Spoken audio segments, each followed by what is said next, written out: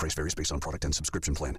Hey guys, did you know there's a generic form of Viagra that works just the same, but is 95% cheaper? And you can get it online? Just go to 4hims.com/radio. Through Hims, you'll get a free medical consultation, discreet shipping if prescribed, a 100% online process, and trusted generic alternatives to the name brands at up to 95% off. That's right, get generic for Viagra, the same active ingredient as brand name Viagra, but for 95% less. It's the same medication, still prescribed by a licensed medical provider, but with zero copay, no expensive appointments, and no awkward face-to-face conversations. To start your free online visit, you need to go to this exclusive address, 4hims.com/radio. That's 4hims.com/radio for your free online visit. FORHIMS.com/RADIO. At Simply Safe, your safety is the only thing that matters. Introducing 24/7 Lifeguard Protection, only from Simply Safe Home Security. Now, monitoring agents can see and speak to intruders through our new indoor camera to help stop crime in real time and for fast police response. Get 20% off any new system with Fast Protect monitoring at simplysafe.com/radio. Advanced home security, 24/7 professional monitoring for less than $1 a day. There's no safe like Simply Safe. Utica and the Mohawk Valley, why come to Mattress Express for your next mattress? Because we have all the brands: Tempur-Pedic, Stearns & Foster, Sealy Hybrid, Purple, Puffy, the Number Bed by Instant Comfort, Posh and Lavish, and more. Go to mattressexpressny.com or call 1-800-NEW-BEDS. High school graduation is just weeks away. Before you know it, you'll be packing up all of the new things you bought for your dorm room and heading off to college to start your next chapter. More independence, new friends, and new adventures. But wait, have you opened your new campus checking account at Adirondack Bank yet? Adirondack's campus checking has all of the features you're looking for, including no monthly minimum balance requirements, no monthly service charge, electronic and mobile banking capabilities, which is a must for a college student on the go, and up to $15 in ATM withdrawal fees waived per statement cycle. Stop into any of our conveniently located branches today to open your new campus checking account and receive a free gift. Let us help you get off to a great financial start. A minimum deposit of $25 is required at account opening. Member FDIC. Celebrate your 4th of July with some red, white, and boom savings from your local Kinney Drugs. From coolers and camp chairs to grills and grub, we have everything you need in a one-stop shop. Kinney carries hot dogs, buns, and burgers, plus beer, soda, propane, and ice. Don't forget the first aid supplies and sunscreen. Cannonball! Keep it cool in the pool with our selection of floaties and summer toys, plus all your pool supplies. Stop by your local Kinney or learn more at KinneyDrugs.com.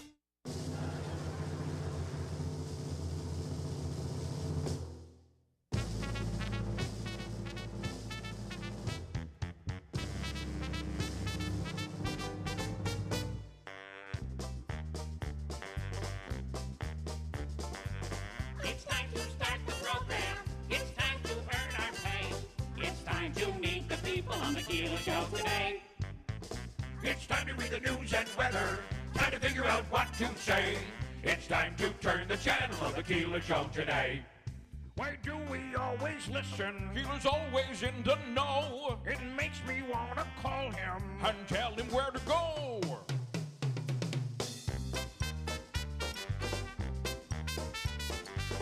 And now let's get things started. Andrew, let's get things started. It's time to get things started. On the most sensational, inspirational, celebrational, Keelerational. This is what we call the Keeler Show. WIBX 950 and 106.9 FM. This is Keeler. Good morning, good morning, good morning, good morning. 6:21, and I just can't believe we're dealing with the smoke all over again.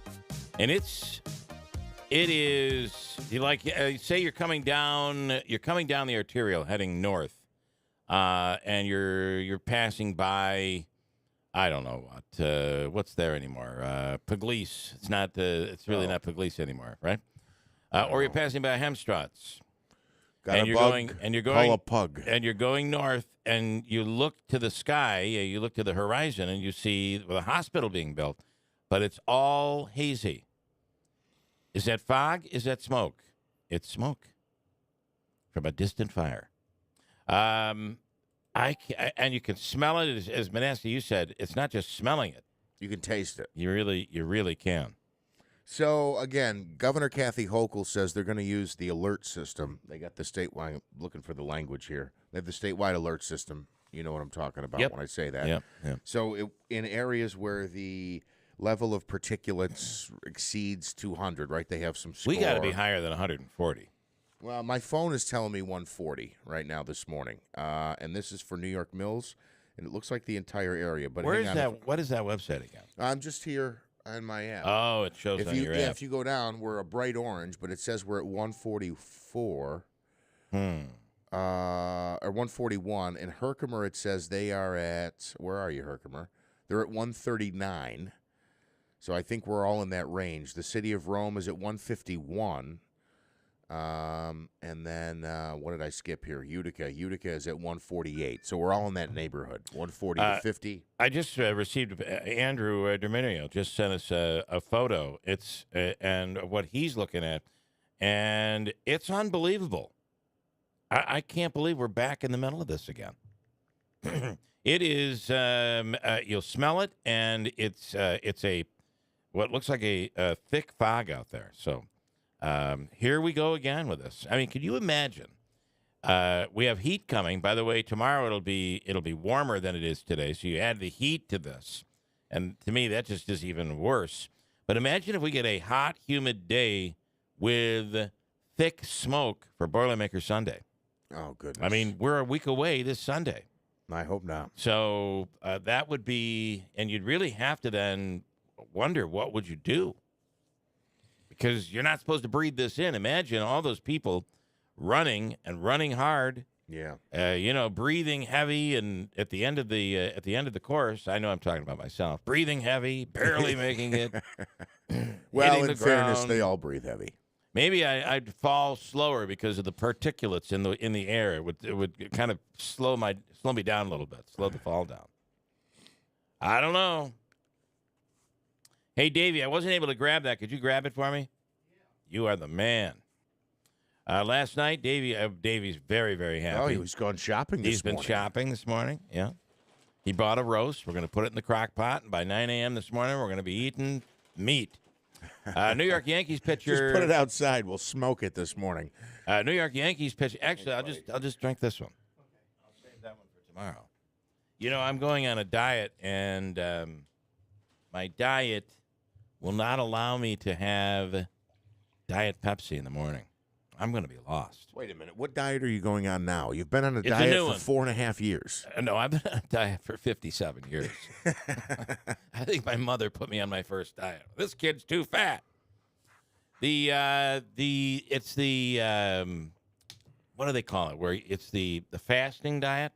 Oh, okay. Yeah. I think you're going to have success with this. Well, it's a good diet, and my doctor has put me on it. He was all excited that I said I would do it.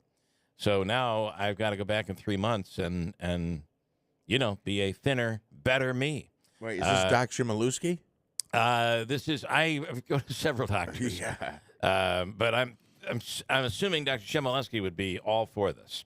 So here we go. It's the something fasting diet. I forget what it's called. Anyway, 14 hours of fasting. 14 hours, I can have water and black coffee. That's it. Okay. And I said, well, what about Diet Pepsi? And he just laughed at me. I'm assuming that's a no.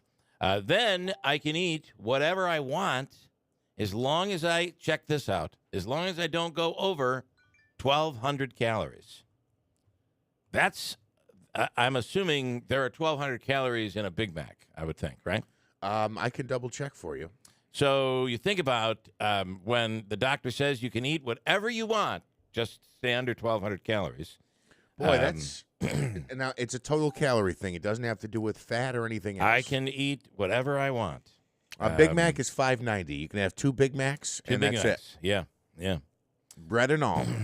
Bread and all. I can eat bread. I can have bread, but you have to do that intermittent. It's called intermittent fasting, of course. But he said to me, "This is what you got to do. You got to stop on this keto for a little while." Well, I hate to say this, but this is like the new trend: is the intermittent fasting. You know, if you're on Facebook, if you're on YouTube, and if you search anything fitness, they know they'll send you ads that are geared towards some of your searches, right? Because they try to Correct. match, right? So while it is a new trend, it's been around for a long time. Yeah, thousands of years. He says this is how people used to eat, not necessarily, especially in Asia, not necessarily a diet, but it's just it was their diet. It's how they ate. And he said, you look at all these people, they're none of them are heavy. This is an American thing. Well, so, then, does he tell you to eat a bunch of rice too? Because I know they consume a lot of rice, and that's healthy for you. I could eat rice. I just got to stay for 14 hours eating nothing. So the other thing is, you're right. This has been around for a long time. But I wonder if, and again, I'm not a doctor. Don't ever take my advice. But I just think things out sometimes. I think part of the issue is your metabolism slows down as you become not as young as you used to be. And essentially what happens is this limits the amount of time that your body is being put to work for the process of food, I guess. And then the rest of the day, when you're not eating, your body tries to learn how to go into the mode of, we're going to burn what we've got here for our energy supply. And you kind of teach your body how to do that. I think that's the thought process. And you get in right. I think it probably is. So. Anyway, it's supposed to be good for you. Great. All those things are great. Last night we were at at Babe's on North Tennessee Street. Babe's at Harbor Point, which is it's called today. Had a great crowd and had some great singers. Davey, how would you rate the singers last night? The singers were great. Really, really good. We had some great performances. So I'm paying the consequences from that today. Oh, you are paying the consequences. Geez. Yeah. I was telling Jeff. Yeah. I thought I was going to have to call the ambulance and come and take me away. Come and take me away. Take me away. Yeah, that was just getting out of the chair at Babe's. No. Oh no. What's the problem? What happened? Well, I ate some chicken wings, boneless chicken wings that I always get, the everything wings. I love the boneless wings over there. Maybe these things they don't agree with you like they used to. Right. It's my acid reflux flared up. Okay. It felt like, how the acid comes up? It felt like they were coming to take me away and making me choke. Yeah. Okay. All right. I was sweating, had you trouble breathing. Oh, Lordy. Wow. You had quite a time then. Yeah. Wow. And this was all during the Yankee game. I was trying to listen to the Yankee game on the radio. Okay. Listen to that perfect game, and oh boy, heck broke loose. You may be in a situation where you can't eat those spicy foods anymore. I can, but I have to take my medicine. Okay. And I didn't bring my medicine with me. Stupid me. Yeah. You don't want to do that this morning. All right. Well, that's good. But I thought they were really going to come and take me away. Well, but you know what? That acid reflux, it'll get that way. It's absolutely brutal. Yeah. Okay. All right. But we had some good singers. We last night. We did. And they were all singing to this weird moaning sound. That was it was almost like an instrument. And I'm like, where is that moaning sound coming from? And it was Davey. It was Davey's stomach. They were singing along to it. Wow. We had some great singers and some incredible performers who really gave it their all yesterday and sang the national anthem. I believe we narrowed it down to there were 7 or 8 finalists, if you will. And of those finalists, we selected, and I'm trying to pull it up here, and nothing seems to be working for me. But her name she is a 16-year-old from New Hartford, Kate Chiavi, who's a 16-year-old, and we'll have her in studio probably next week to sing the national anthem here. She's really good, but it was very difficult. Yeah, because there were many who were very, very good, including our friend Dave Olney, who performed a phenomenal version of the national anthem. Dave's really good, and he plays guitar too. Dave, he does. He'll sing, do the whole nine. I was impressed with that Anthony fella. You mean Andrew? Andrew. Yeah. I'm sorry. Yeah. Derminio? No. I will get his name. Andrew Marshall. Yeah, he comes. Andrew Marshall's at every event. He's good friends with Stefan, and he loves to. He's a big hugger. Yeah, he's a very big hugger. So, but he sang really well. You're right, he did. And there were two little girls, 11 years old and 8-year-old. Addison sisters. and Ella, two sisters that were awesome. Megan Williams sang. She was really, really good. She has sung at Yankee Stadium before. Wow. It was very close, very, very close. I And mentioned Dave Olney. I love your catch line when you introduced her when she said that she sang in front of the Syracuse Orange basketball team. I said the line was what, Davey? That you should have had them something about. I them said, winning. I said, and you know what? Big no surprise here. Her performance was far better than the Orange. Yeah. No surprise. Did I mention everybody yet? Kate Chiavi is the winner. Tia Sturdivant works with Joe Lode up at Nimes in Boonville. She was awesome. I mean, we just had some incredible, incredible singers. So now Dave Olney's version was what I would say would be a great military version. Yeah. And now a lot of these people will be picked to sing at other various events. There's the kids run. There's the 5K. There's the I think they do the anthem before the Boilermaker starts. In fact, at the starting line. So all of these different versions of the anthem, the 8 singers, and I think we filled all of the holes that are needed to be filled for the upcoming Boilermaker. That's excellent. So, and you'll be working with Kate Chiavi on the stage. So now I had a game last night. Can I just quickly say Frankfurt area baseball is good. They impress me every time I see them on the field. So having said that, after my game ended last night, I ran out to Babe's, and the contest was already over. You had already completed it, but I got out there, and I had a good meal. I had a chicken sandwich, and I had a couple sodas, and so I missed the performance in the competition. So are you telling me like every 90 seconds you had a different person coming up to audition, but they're all singing the same song? So you heard. Oh, say, like to me, 55 times last night? To me, the national anthem is like tomato pie. Depending on where you get it, each one is like a different meal. Yes. And this was really what happened last night. Everybody sang it differently. So we had narrowed it down to just 7 people. So I did 4 and 3. So we did 4, took a break, and then came back and sang. They sang the 3 sang. So it was 7 times, not 107 times. Correct. Okay. Here is. I mean, it's a beautiful song. Don't get me wrong, but when you're sitting at a bar when I'm watching a perfect game, it's everybody loved it. I mean, people hung with it, and good. And they even took their hats off. Here's the winner. Listen to this. I believe I can get this to play. You never know with our internet here. Again, she's 16 years old. She's from New Hartford, and of course, it's not playing. It will when I'm in the middle of something else, which I'm almost ready to do. Let's talk about that perfect game last night. Davey, big last night for the New York Yankees. Yeah, it started out with Giancarlo Stanton hitting a bomb and make it 1-0, and then they just cruised from there. Domingo Germán was on. And this was the previous start. He got rocked by Seattle, giving up 10 runs. Yeah. Has there ever been a worse pitcher to throw a perfect game? You calling Domingo Germán worse? A worse pitcher? Well, out of the 24 perfect games, I mean, I have to go see all the names here. He's had a rough but season. he's entering the game. He had an ERA above 5. As you said, he gave up 10 runs in his last outing. Didn't even make it out of the 4th inning. And he's not had a very good year by far. He was 10-game suspension for the hands. How do you the grip? Yeah. How do you end up having such a perfect? Well, They literally played Oakland. They played perfect Oakland. game. Okay. And Oakland's only got 21 wins.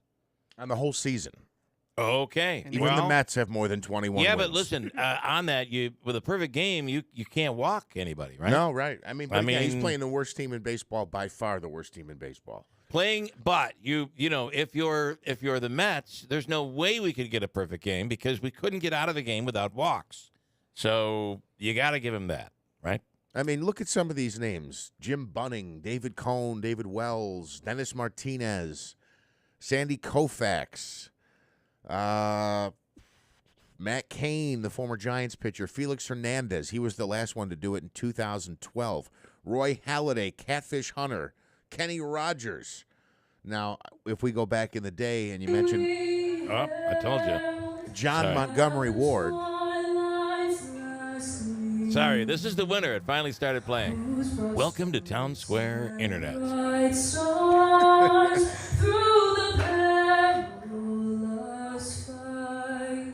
Manaski, take your hat off, for God's sake.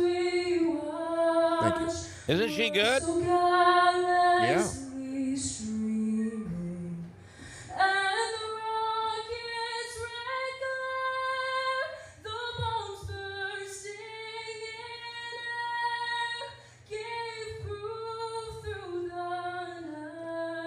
Yeah, she was really good. Now, you can put your hat back on. Did you have the microphone underneath the bar or something? And she sounds like she's far off. She sounds great, but she doesn't sound like she's singing into the mic. It's an ambient recording. Okay. You're gonna, okay. Yeah. The other thing is, it's going to sound like. You're telling me the folks in the dining room didn't go, what the heck is I don't going know. on I out wasn't there? in the dining room. I couldn't see that. We were in the bar area. So, coming up in the next 2 to 3 minutes will be Dave only. All right, continue. All right, so I'm just asking the question now. Listen, I don't have Len Barker's stats off the top of my head, or Addie Jose, or John Montgomery Ward, who looks like he played back in the early 1900s. Excuse me, the late 1800s. But I'm just wondering, Domingo Germán, the guy came into the game with an ERA over 5, playing the worst team in baseball. Is this the biggest, can of corn perfect game ever? Listen, I think it's an amazing accomplishment, period. Davey, you agree? I do agree, Bill. A great Yankees moment. There has to always be a worse, though. A worst. You mean a worst of the great moments? Like a liver worst. I see where you're trying to go. You're saying that of all of the perfect games ever, this might be one of the worst. You know, there were teams like that had like a murderer's row lineup, right? The old Reds lineup, or you had some great Yankee lineups. If someone were to throw a perfect game against one of those fantastic, unbelievable, everybody bats above 300 and is a power hitter lineups, you'd go, wow, yeah, that's an amazing perfect game. But there are times, I think, when this happens where you go, they're playing the A's. Do they have any big leaguers on that team? I'm not with you on this completely. I didn't think you would be. I think it's a great accomplishment. Okay, I didn't say it wasn't a great accomplishment. I get it. I see where you're going. This morning, coming up on the program, do you mind if I tease what we're going to be doing today? This morning, we'll do a Mohawk Valley Crime Stoppers Wanted Person of the Week. And Ori Spado, do you remember Ori? Ori is the guy from Rome who moved out west. Mm-hmm. He has relation back here. We know some of those people. He was the accidental gangster, if you remember. And he has all these stories about being around mobsters and gangsters and Sinatra and all that stuff. And turns out, through his book, they're making it into a movie. They are making it into a movie. Congratulations. That's awesome. He's been talking about this for quite some time. And we'll have him on to give an update this morning. Also, later on this morning, Bob Cardillo, the Republican candidate. Now he's going to be the conservative candidate. Or is he? Will he stay in the race after losing to Mike Galimi on Tuesday, in Tuesday's primary? Bob will be on the air this morning, coming up in the 7 o'clock hour. At the twilight's last gleaming, this is Dave only. Stripes and bright stars through the perilous fight for the ramparts. Got some power in that voice, Dave does. Yes, he does. Who were so gallantly streaming, and the rocket's red glare, the bombs burst. Now, I'll tell you, they were hearing this in the dining room. Gave proof through the night that our flag Okay, that was really, really well done. Now, I have to say, Dave Olney. You can't tell me that there's not a husband and wife sitting in the dining room and the husband's about to take a bite out of his sandwich again. And he after his stands wife up. already scolded him Yeah. the first time. You're not going to eat while they're singing the national anthem, Bob. Put the sandwich down. So now he's into his second bite here, and he goes to bite into it, and it's Dave Olney. Oh, say, right? And You're right. It the wife probably- gives him the look. Put the sandwich down, Bob. It probably scared the daylights out of that person. But what a wonderful I'll do some more. I wanted to do some more, and it's not that easy. But I'm trying, and I'll get there. By the end of the morning, I will have inadvertently played everybody. I promise I will get there. This one, let's see. I'm trying to figure out who this is. Is this going to play? Okay. So the next one I'm going to play will be Addison Giroux and Ella Giroux. Can we save that one for my forecast? One is 11 and one is 8. And we'll get to that coming up as soon as I can figure out how to get this whole thing to work. Okay, but this is Last Night at Babe's, and of course we have named a winner. Let me get this started, and again it'll come up sometime in a little while. Where were we? We were talking about what now? I'm completely distracted. We were talking about what's on the show, and up. Mr. Cardillo, was he staying in the race because he's not the Republican candidate? We'll find he's out. the conservative candidate. UPD is recruiting. We'll talk about that, and Don Leibel is working on a story, and we'll speak with Don. Don is talking about a new book about Boots Day. You remember the name Boots Day? Boots Day, I believe, played for, was it the Cardinals? And is from Ilion down the valley. And we will this morning have on Don, the author, Joe Kalia, and Boots Day will be on the air with us this morning as well. Well, that's awesome. And Really I'd excited love to about ask that. Don Leibel we're going to talk to. I'd love to ask Don what he thinks is Domingo Germán, the worst pitcher to ever throw a no-hitter. Well, we will speak with Don about that. I like it. And Do we'll I also- keep saying the worst pitcher? The worst pitcher. I don't know why my throat's not working this morning. Is he the worst pitcher to ever throw a no-hitter? I think you just say the same thing over and over again. I think I kept saying, is he the worst pitcher? Oh, the worst. The worst pitcher. Okay. Yeah. All right. No, the worst pitcher. Mike is not the worst caller. He's on the line right now on the Perfect Thank Game. you. Yeah, Good morning, Mike. he can't even talk over here. What's going on? I don't know. It's the smoke probably in his And throat. the ear infection. It's Yeah. kind of this fluid in my throat. That's exactly it. All right, Mike, what do you have? Well, I woke up this morning. I saw that in the news. I heard you guys talking about it. Well, the thing is, too, Jeff, you got to remember that when it comes to a perfect game, it's not just about like the pitcher. I think as a team, it's great to see, and not It is, just that's not true. just walks, but no errors, no Yeah. hits, no runs, everything. And well, think about this too. I believe you were looking at the list. I don't think Nolan Ryan ever had a no hitter. Or I'm sorry, perfect game. Yeah, no hitter, obviously. I don't think Nolan Ryan ever had a perfect game, right? Yeah, I don't think he did. I don't And think he's so. one of the greatest of all time, I think. Yeah, I So, believe, you know. Mike, and here's the other thing. It is really something to think about. A team that how many times do they put the ball on the ground or in the air? So a team member could blow it for the pitcher. Oh, absolutely. Yeah, that's and it's like everything makes it for so everything special. to work like that. It's unbelievable. Yeah. I couldn't believe. How about when I think it was when Wells, I think when Cone did it. I remember. I think Don Larson was actually, because he's the one. I don't think you guys mentioned. He's the only one that. had the Hold on, perfect game hold in the on, World Mike. Series. Hold on, Mike. Hold on. Yeah.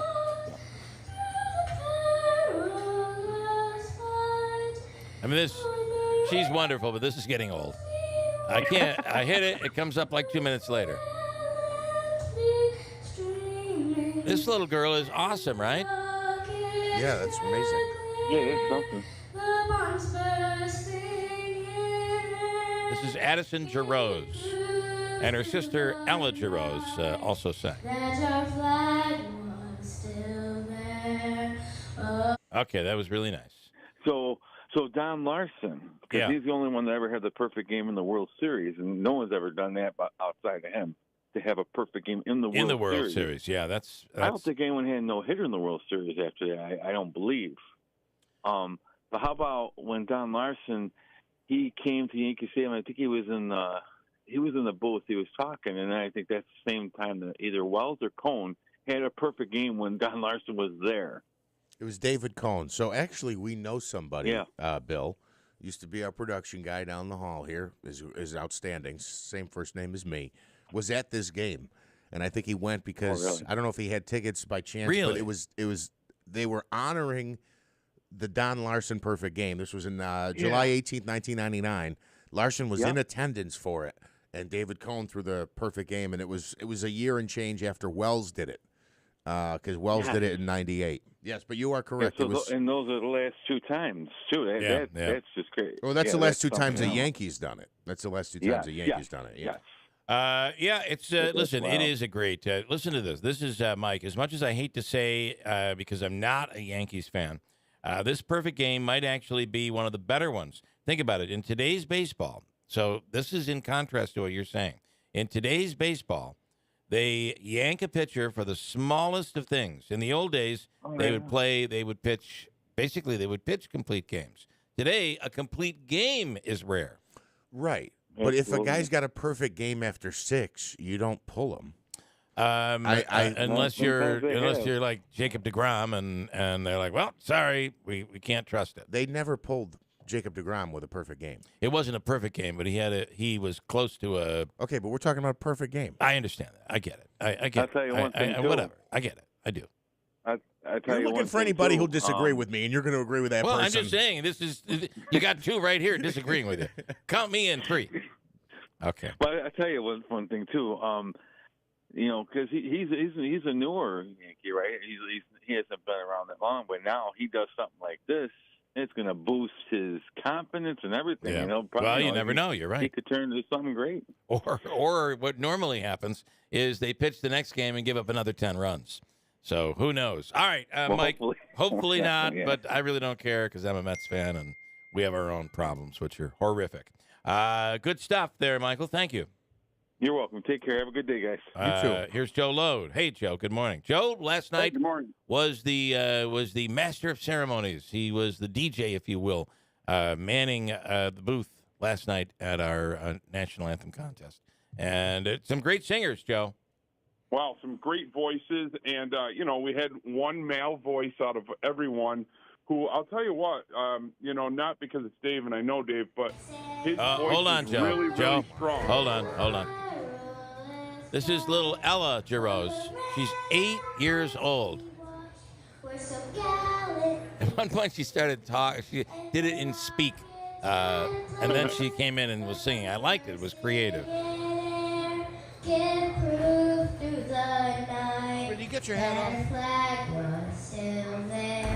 Oh, say does that star-spangled banner yet wave? These 2 little girls, I believe, are from New Hartford. Am I right with that?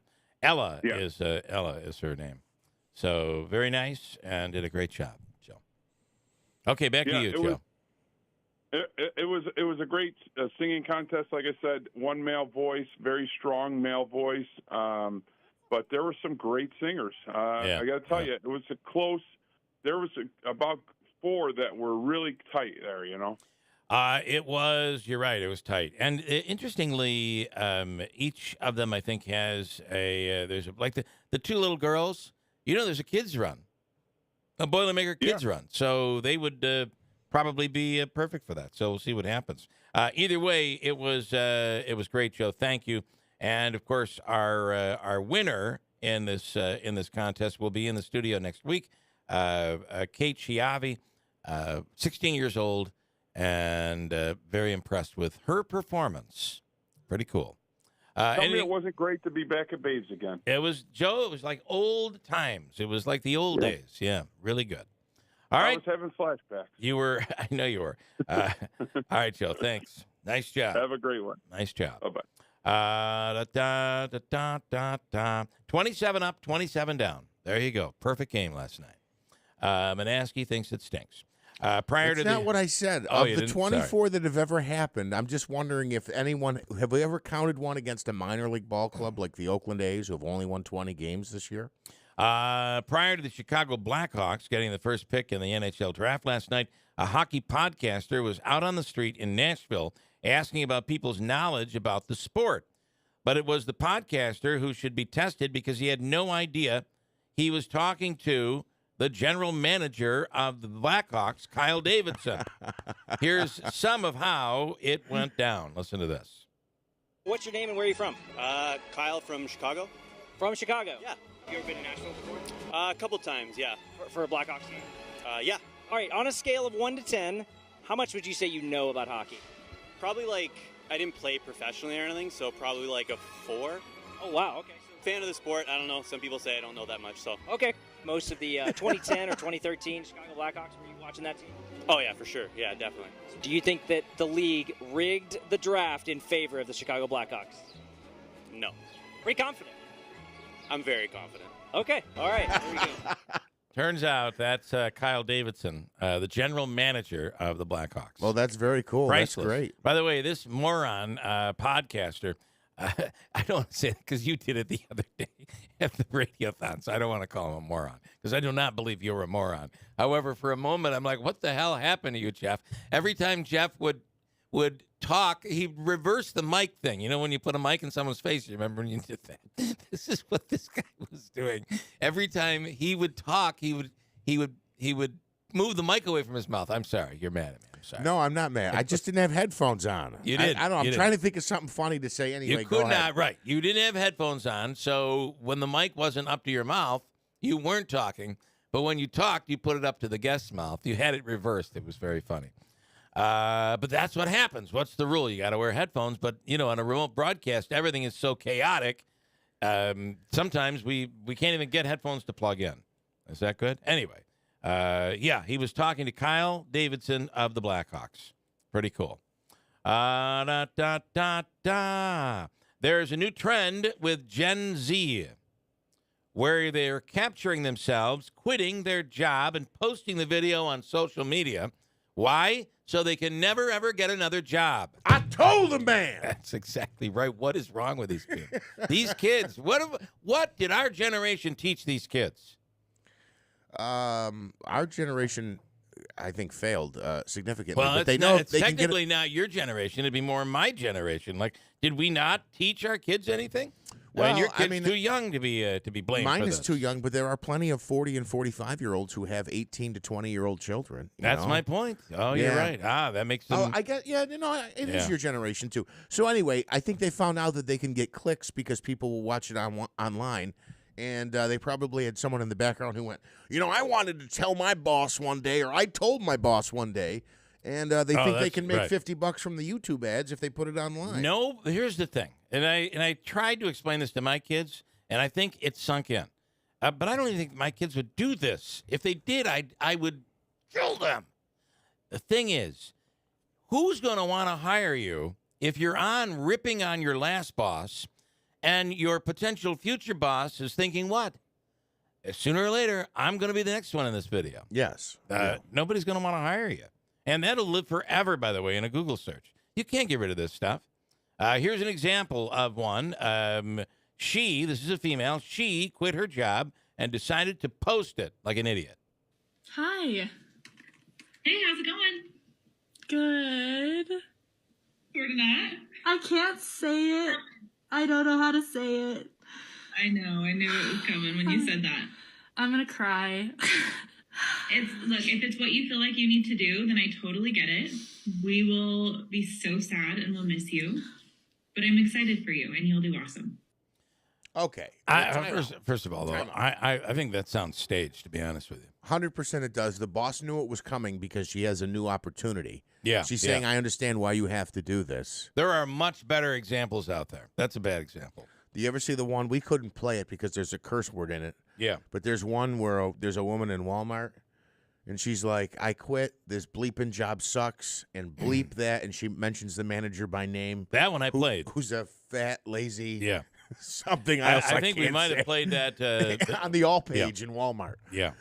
Yeah, I mean, this is a stupid trend. It really is just a stupid trend. But that's not quitting the job on the spot or telling your boss where to go stick it. Bad example. Yeah, that's somebody. It's in my crying. feed. I didn't select that. It's in my feed. She's crying, and the boss is basically telling her. She sounds like she's saying, "Look, I understand. You have a better opportunity. Go do it." But she is crying. Like, why would she even tape that? Why would she put that up on? I don't even understand why you would put that up. Anyway, Herkimer County man has received 11 years in prison for child pornography.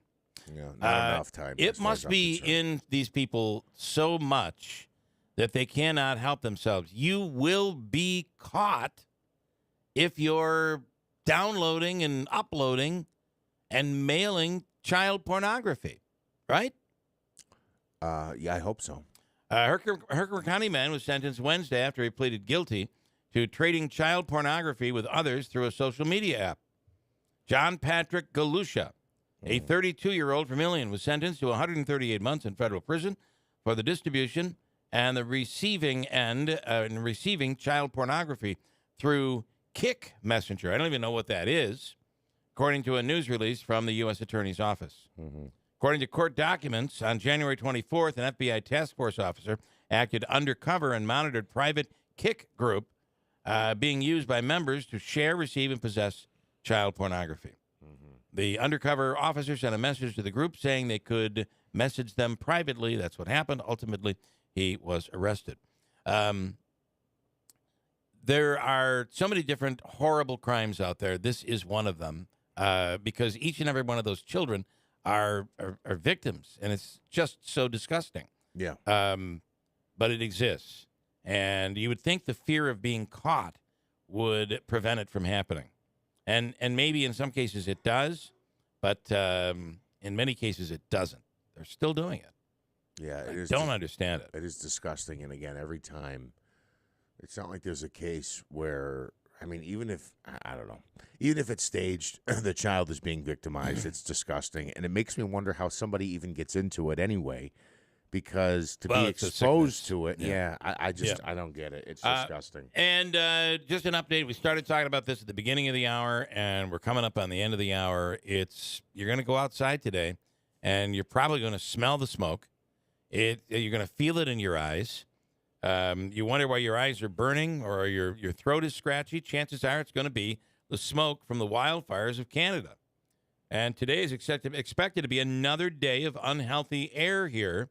The State Department of Environmental Conservation has issued an air quality alert for all of New York State.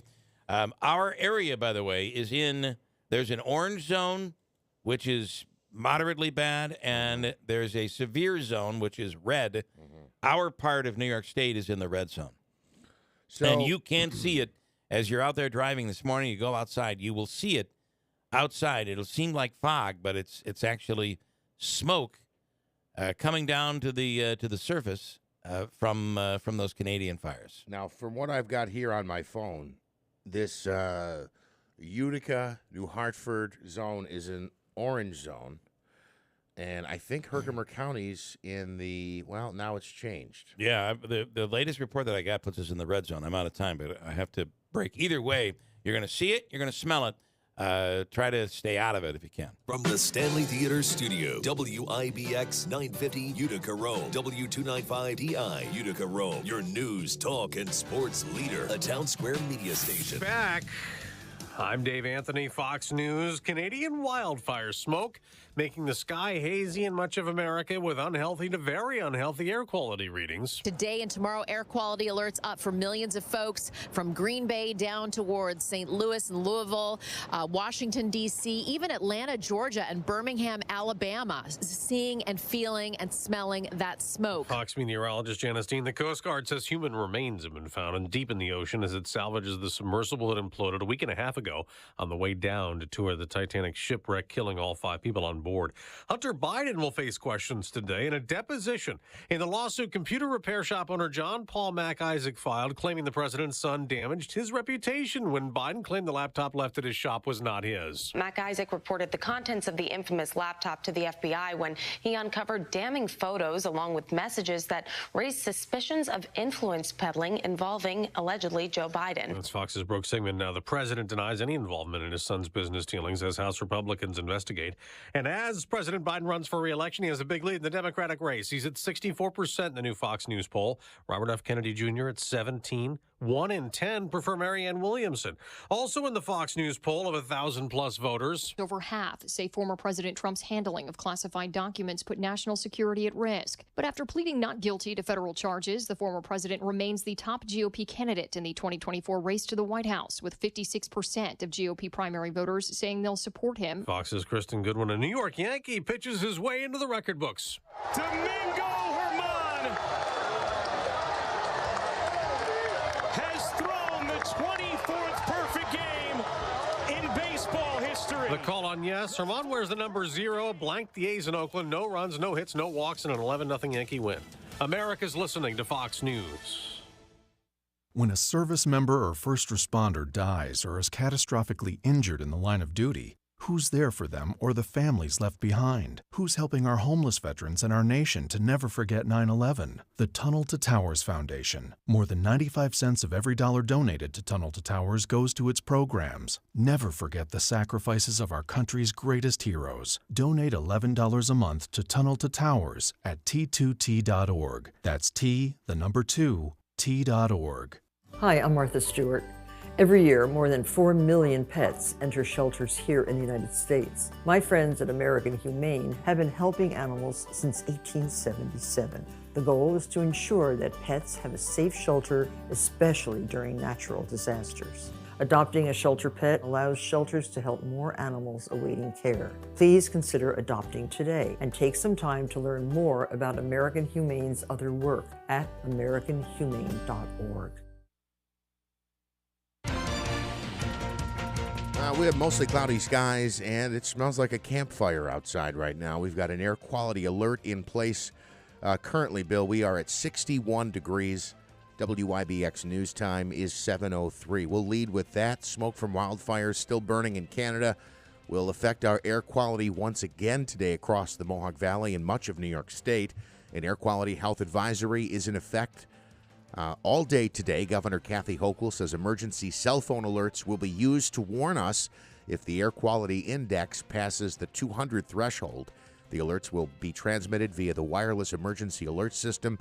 New Yorkers are urged to remain vigilant and take proper precautions to protect themselves from the smoke. Obviously, this is particularly impactful for those with asthma, COPD, or chronic bronchitis. Just a quick check right now in our area.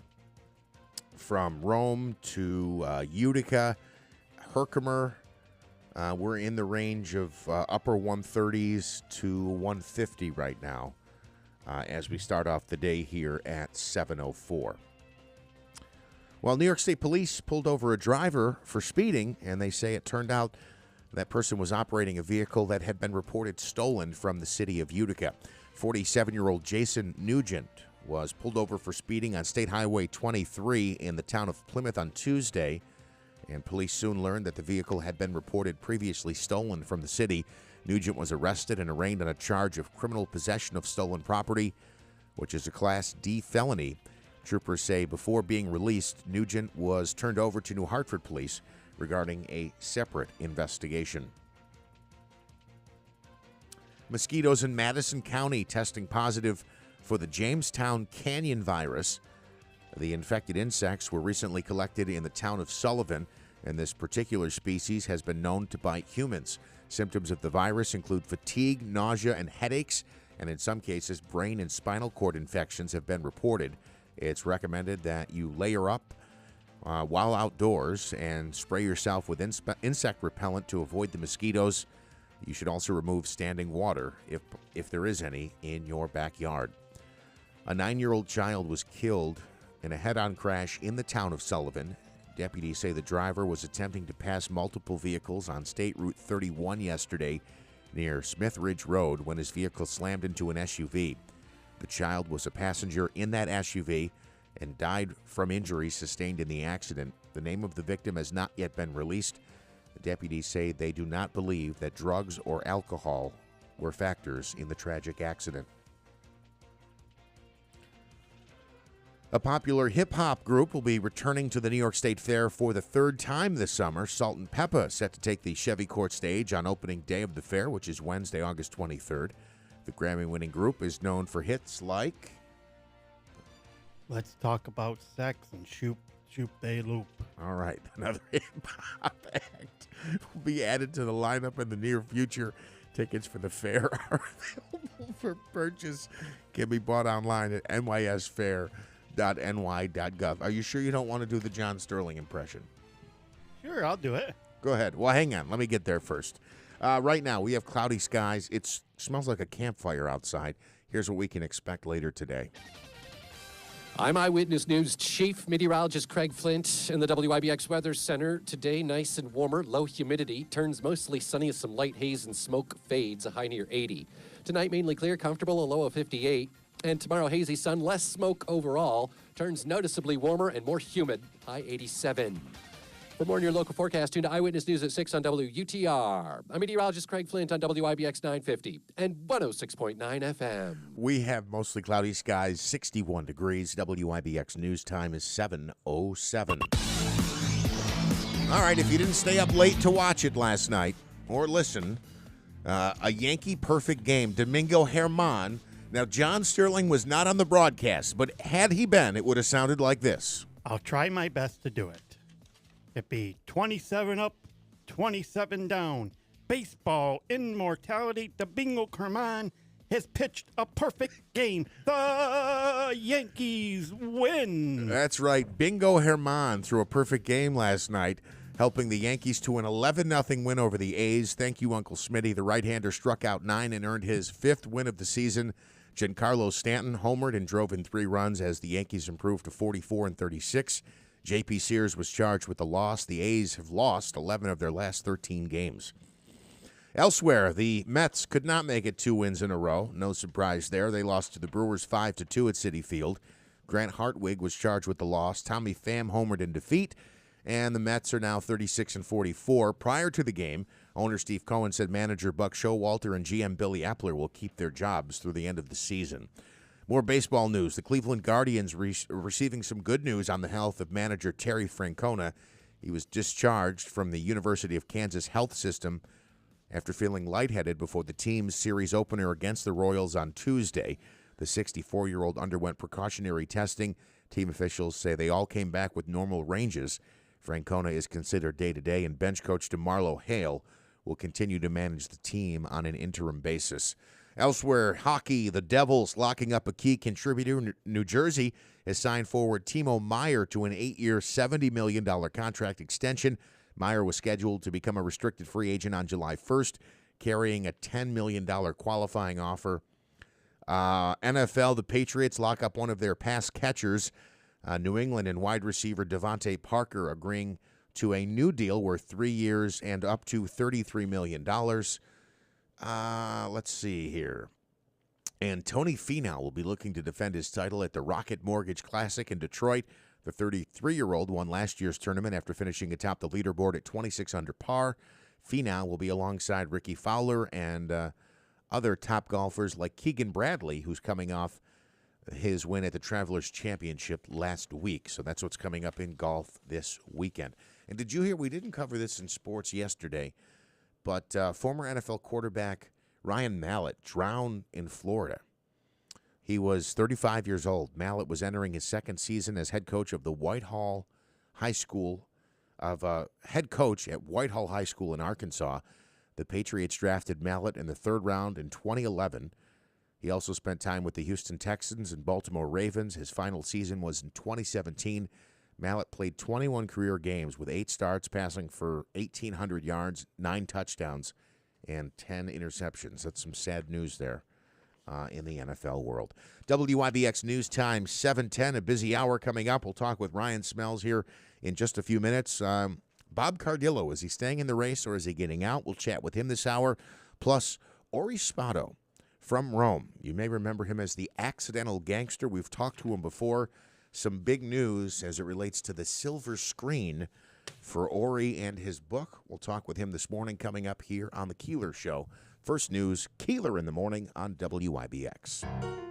Go green, they say. But how? Start with your biggest investment, your home. Invest in the future with a new water furnace geothermal heating and cooling system by City Suburban. We at City Suburban have converted hundreds of customers to green energy to heat and cool their home. And we can do the same for you. Now is the best time with the New York State Clean Heat Energy Program, where you can save up to $12,000 while funds are available on your water furnace geothermal system, plus a 30% federal tax credit. They say go green.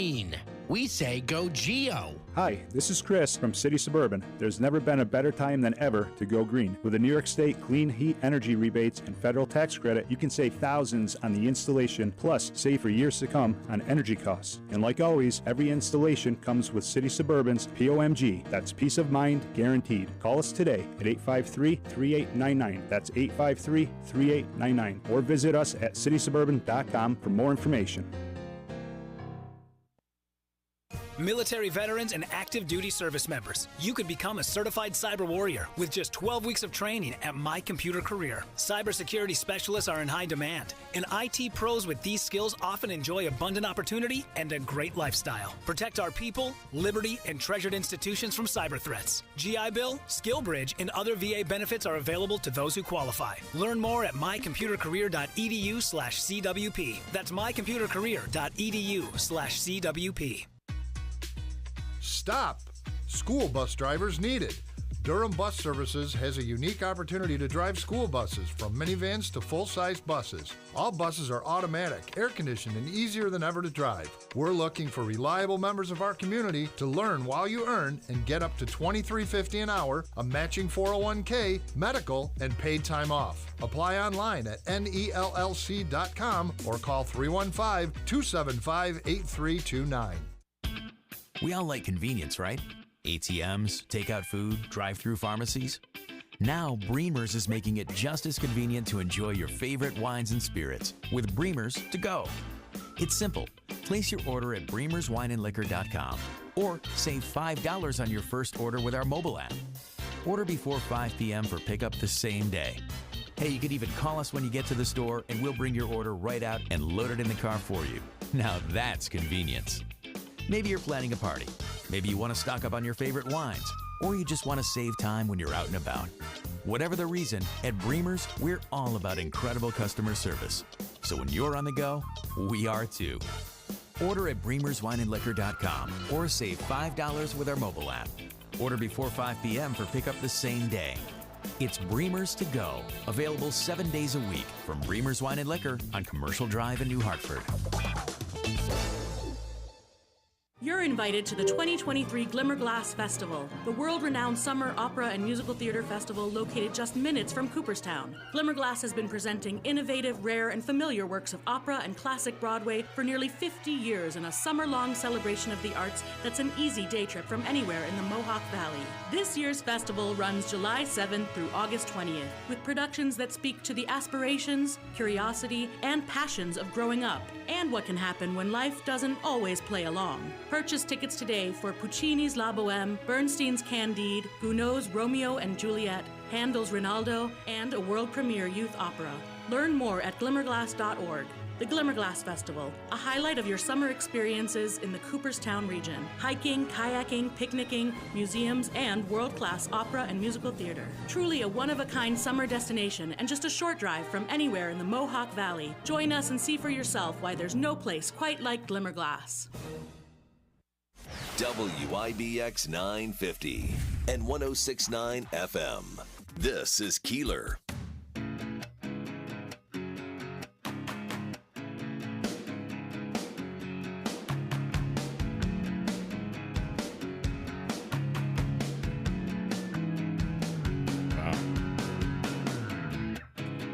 All right, 7:15 coming up. The Mohawk Valley Crime Stoppers Wanted Person of the Week. We'll get to that. Ori Spado is the accidental gangster. You say Spado, I say Spado. Spado, right? Spado. Has a really cool gangster mob story to tell. And it turns out his book has been picked up, and he's from Rome. He will be, there's a movie being made about it. We'll have details on that. Also, Bob Cardillo, mayoral candidate. Will he stay in the race? We'll have Bob coming in, who lost the Republican primary the other night. And Ryan Schmelz, the IRS whistleblower, is talking with the actually had an interview with Brett Baer, and involving that whole scandal. Ryan Schmelz, was it a scandal? Is it a scandal? Is there evidence? What do we know? Ryan Schmelz on the line right now from Fox News Radio. Good morning. Hey, good morning, guys. So tell me about this. So he sat down with Brett Baer. Right. What did we learn? And where do we start? And where do we begin? Good question. So I think some of the nuts and bolts here is that Gary Shapley, who is a supervisor in the investigation of the IRS, or the IRS investigation into Hunter Biden, he kind of claims that there were critical steps in the investigation that were, quote, on the back burner. And he doubled down on his claims that the entirety of the Justice Department's probe into the president's son was influenced by politics. And certainly there were a number of different claims that he made related to David Weiss, the U.S. attorney overseeing the case, but also in terms of how the Department of Justice was overseeing the case as well. Mm-hmm. And so where do we go with this? Does the I understand how the politics get involved. Everybody should be treated the same, right? But where does this go? So he is blowing the whistle, if you will. Where does this go? Right. So one thing, I think we just had James Comer, who's the chairman of the Oversight Committee in the House, on our network on Fox and Friends. And he said that there could be a lot more money here that hasn't been discovered. He said that there have been about 6 policy decisions that were influenced during the Biden bribery scheme. And he also says that, they're going to be doing some more probes and more depositions to learn more about how President Biden may have been tied to his son's business dealings. But, I think there was certainly a number of details that were in this case that had some harsh allegations against the Justice Department that the DOJ is going to have to be taking questions on over the next couple days, weeks, months. It could go on for quite a number of a long time. Yeah. And the fact that you say that, I think, leads me right into this question. This could go on until the next presidential election. Go figure. Ryan, your thoughts on this? My faith in media, in the news media, is starting to really circle the drain, if you will. After all the 3 years or 4 years of the Trump collusion with Russia, and now the Republicans have this conspiracy, bribery, pay-to-play, access to the president thing with Hunter Biden. But the other side says, yeah, there's really nothing here, and it's been investigated. I'm kind of like I say, my faith in news media is circling the ball right now. If I could add to that, I don't believe it's the news media. We're not talking about the news media here. We're talking. The media has what is given to them. This sounds like if this isn't investigated by the Justice Department and by the IRS, what's the news media to know? They're being told there's nothing there. That's just my addition to it. Sorry. Yeah, and I mean the way you look at this too is that it's very similar to what we saw the last administration, which is you have an investigation into the president, and you have one side that is very aggressively going after this investigation and trying to learn more information, where you have another side that's more defensive of the president, and that's very similar to what we're seeing with President Biden, where you have the Oversight Committee very aggressively going after the president, while you have Democrats saying this is all political. So it's very similar cases in terms of how one side's reacting, how the other side's reacting. And I think it's ultimately up to the American people to decide if these investigations and the allegations have merit or if they are political. But to me, it should be investigated. It shouldn't be up to the American people. I believe that, and because now you're asking, Ryan, for the public to make the decision. Who do you believe? What's true? What isn't true? How about the old-fashioned? The authorities investigate. They turn up evidence. If it is something that should be prosecuted, then they prosecute. I mean, we have to have trust in our criminal justice system, and that is where this whole story is coming from. And in my opinion, I mean, it in this case, it's not necessarily the media. It's the IRS. It's the Justice Department. What is going on there? Right, and I think in our case here at Fox, we're talking about a whistleblower who had some pretty substantial accusations he's making about the DOJ when it comes to this Hunter Biden investigation. So we felt that it was important have this person Oh, on it and is important. to give this person a voice to share, what his experience and what his allegations are. And ultimately, he did that yesterday with Brett Barron. I think it's up to the American people to make their own assumptions or make their own decisions about the information we're giving them, and to see if it's something that changes their mind about the situation or draws them to a certain conclusion. Yeah. Again, you would think that that everybody would be prosecuted equally, right? One would think in a perfect world, in a perfect America, that would be happening. But like anything else, there's always someone willing to talk. And the fact that Brett Baer, who is a really solid journalist, one of the best, one of the best, that he brings that forward for the public. Otherwise, it's not as I feel it's not as much the American public. Again, I hate to keep pushing back on that. It's the pressure that the media puts by uncovering stories like these and shining a light on stories like these that allows the American public to put pressure on their public officials to say, what's going on here? This should be equal, period. And it doesn't seem like that is the case here. Yes. The equality part. Yeah. Oh, well, certainly that's one of the reasons why you had this whistleblower making a lot of these accusations, that he just felt like this was a very political investigation and that, there was a lot of political intervention when it came to this investigation. And he kind of backed up where, he believes Hunter Biden could have been charged with more substantial crimes than he ultimately was. And he also has a number of accusations here about hindrances that the DOJ put his team through that prevented them from getting more evidence and potentially more charges against Hunter Biden, like intervening with a search warrant that they were going to execute back in 2020. So pretty substantial accusations being made there. This is a classic story, though, when you really think about it. A father or mother is in a position of power. Kid gets in trouble. Father or mother in position of power reaches out to other people in power and says, hey, I need to fix this situation. And all of a sudden, things begin to be covered up. We've seen it locally here, right? There have been stories here locally where that has happened. But when it's discovered, the blank hits the fan, and that's what's not happening here. And to do it at such a high level, at the top levels of our government, is just disgusting, in my opinion. Right, and we should probably keep in mind that President Biden has denied a lot of the allegations that have been put forward when it comes to any relation to his son and his business dealings.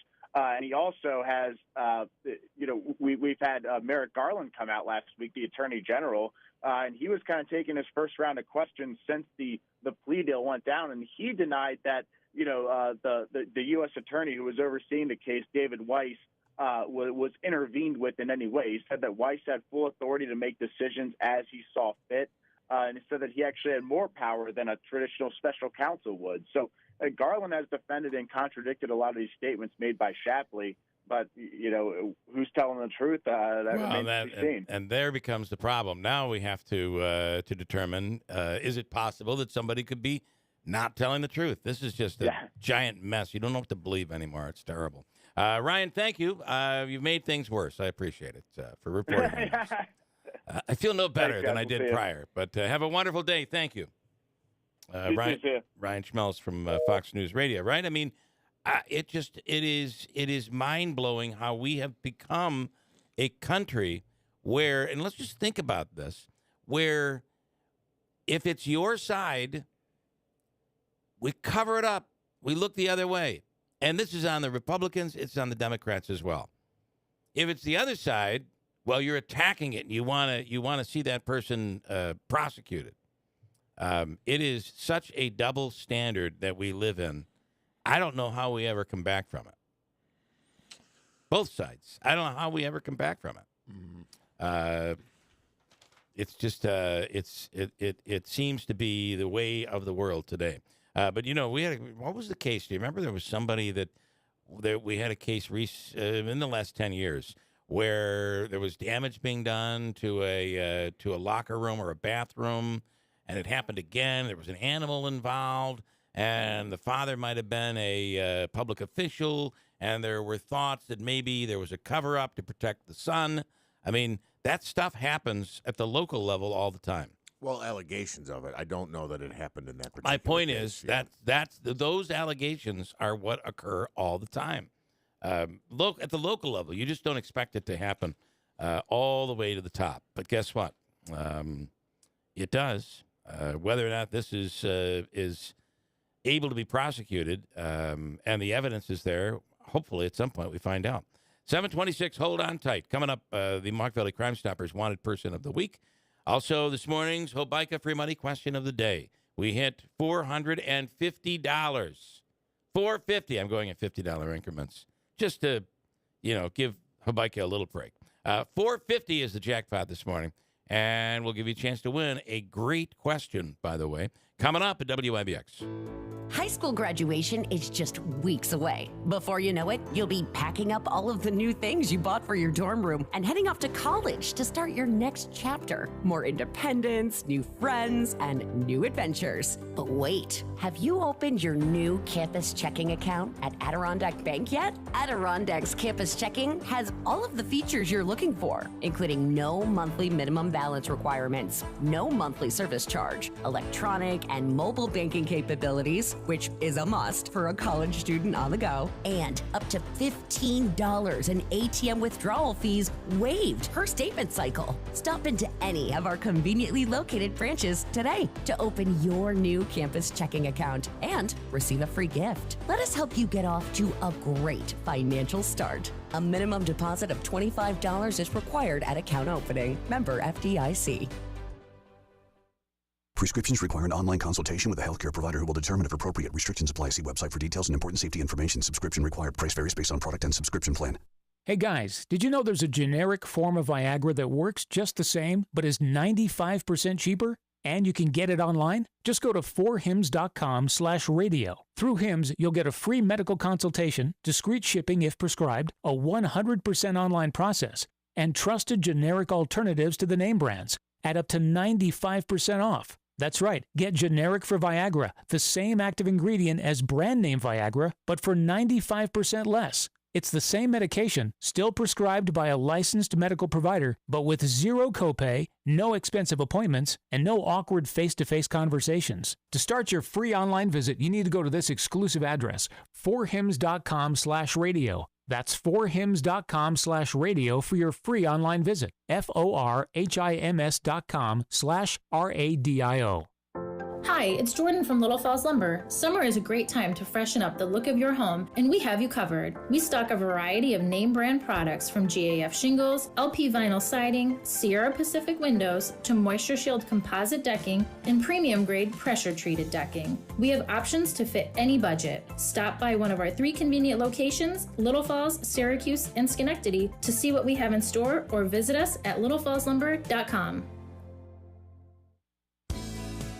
Adirondack Home Furniture is the area's go-to store for top-quality, durable, American-made pieces for any room. All month long, Adirondack Home Furniture is celebrating America with their Made in America sale. Stop in today and explore their extensive inventory and their many new arrivals for every room in your home. And don't forget, Adirondack Home Furniture has more than just rustic pieces. They carry a wide variety of modern, farmhouse style, and traditional. Are you looking for a better night's sleep? Then check out their selection of Restonic mattresses or Gold Bond flippable mattresses.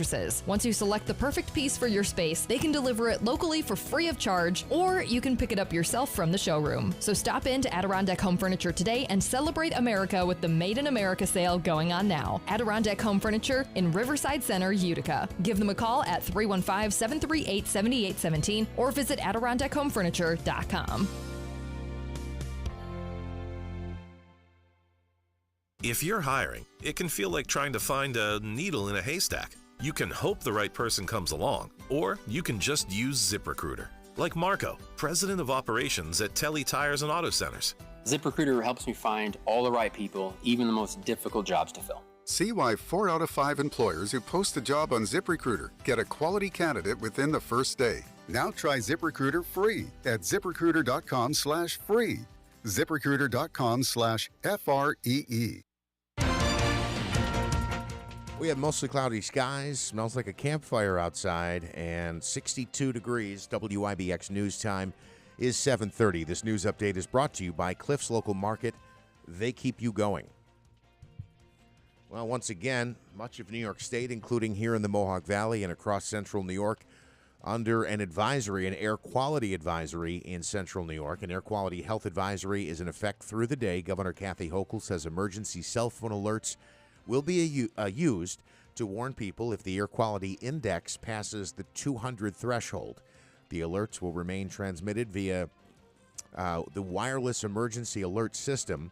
New Yorkers are urged to stay vigilant and take proper precaution to protect themselves from the smoke. More than 110 million Americans are living under heat advisories today, and millions more facing the poor air quality alert. Now, it's not just New York State, but 100-degree highs are forecast today from the southwest to the deep south. The National Weather Service says life-threatening heat will broil in a big stretch of the nation from southeast New Mexico through the southern plains to the lower Mississippi, Ohio, and Tennessee valleys. Another round of Supreme Court decisions is due today. Decisions on 7 cases from the term that began in October still have not come down. Those cases include federal student loans, race-conscious college admissions, and LGBTQ rights. The court is scheduled to hand down opinions beginning at 10 o'clock this morning Eastern Time. The Biden administration is announcing a new multi-billion-dollar plan to help prevent and reduce homelessness among military veterans. The plan includes $3.1 billion to support efforts to quickly get homeless Americans a place to live. The administration also is announcing more than $11 million for legal services for homeless vets and $58 million to help homeless veterans find jobs. Federal judges in 2 states have temporarily blocked portions of transgender youth care bans. Both laws in Kentucky and Tennessee were scheduled to take effect within the next several days. The courts blocked parts of respective state laws that would have prevented transgender minors from receiving hormone therapy and puberty blockers. A Mississippi sheriff's office has fired a half-dozen white deputies after 2 black men filed a federal civil rights lawsuit accusing the deputies of torturing them for nearly 2 hours. Rankin County Sheriff Brian Bailey saying on Tuesday that he fired the deputies more than 2 weeks after Michael Jenkins and Eddie Parker filed a lawsuit in federal court. Jenkins and Parker claimed 6 deputies came into their home illegally in January, handcuffed them, then kicked, waterboarded, and repeatedly used tasers on them and attempted to sexually assault both men. And we talked about it several times here this morning. Major League Baseball being made last night as Domingo Germán threw the 24th perfect game in Major League Baseball history. It was an 11-0 final in favor of the Yankees as they beat the Oakland A's, who are the worst team in baseball. The A's have lost 11 of their last 13 games. The last major leaguer to throw a perfect game was Felix Hernandez of the Seattle Mariners back in 2012. We, again, have that air quality advisory in place today. Weather-wise, here's what we can expect from Eyewitness News. I'm Eyewitness News Chief Meteorologist Craig Flint in the WIBX Weather Center. Today, nice and warmer, low humidity, turns mostly sunny as some light haze and smoke fades, a high near 80. Tonight, mainly clear, comfortable, a low of 58. And tomorrow, hazy sun, less smoke overall, turns noticeably warmer and more humid, high 87. For more on your local forecast, tune to Eyewitness News at 6 on WUTR. I'm meteorologist Craig Flint on WIBX 950 and 106.9 FM. Cloudy, smoky, 62 at 7:35. Cloudy and smoky. Wow. Coming up, we're going to speak with Ori Spato, however you want to pronounce it. We'll ask him. You're probably right, Spato. Well, right? Don't pronounce it wrong. If I'm pronouncing it wrong, tell me, because I don't want to get on his bad side. And also Bob Cardillo coming up. We'll hear from Bob on what his plans are going forward after the primary the other night. Davey, let's do Hobica's Jackpot Free Money. This week it's been Jackpot Week. The Jackpot Free Money question of the day. It's worth $450. And what caller are we running with? What are you looking for? Caller 9. Ninth caller right now. $450 on the line. Caller 9, 315-736-0186. Call right now. Your chance to win from the Hobica Law Firm in WIBX. Stop. School bus drivers needed. Durham Bus Services has a unique opportunity to drive school buses, from minivans to full-size buses. All buses are automatic, air-conditioned, and easier than ever to drive. We're looking for reliable members of our community to learn while you earn and get up to $23.50 an hour, a matching 401k, medical, and paid time off. Apply online at nellc.com or call 315-275-8329. Valley Shop Mattress Express's Summer Blowout. Pick out any king or queen set in the store, $9.99 or higher, other than Tempur-Pedic. Get a free adjustable base upgrade. Call 1-800-NEW-BEDS, 1-800-NEW-BEDS. Adirondack Home Furniture is the area's go-to store for top-quality, durable, American-made pieces for any room. All month long, Adirondack Home Furniture is celebrating America with their Made in America sale. Stop in today and explore their extensive inventory and their many new arrivals for every room in your home. And don't forget, Adirondack Home Furniture has more than just rustic pieces. They carry a wide variety of modern, farmhouse style, and traditional. Are you looking for a better night's sleep? Then check out their selection of Restonic mattresses or Gold Bond flippable mattresses. Once you select the perfect piece for your space, they can deliver it locally for free of charge, or you can pick it up yourself from the showroom. So stop in to Adirondack Home Furniture today and celebrate America with the Made in America sale going on now. Adirondack Home Furniture in Riverside Center, Utica. Give them a call at 315-738-7817 or visit AdirondackHomeFurniture.com.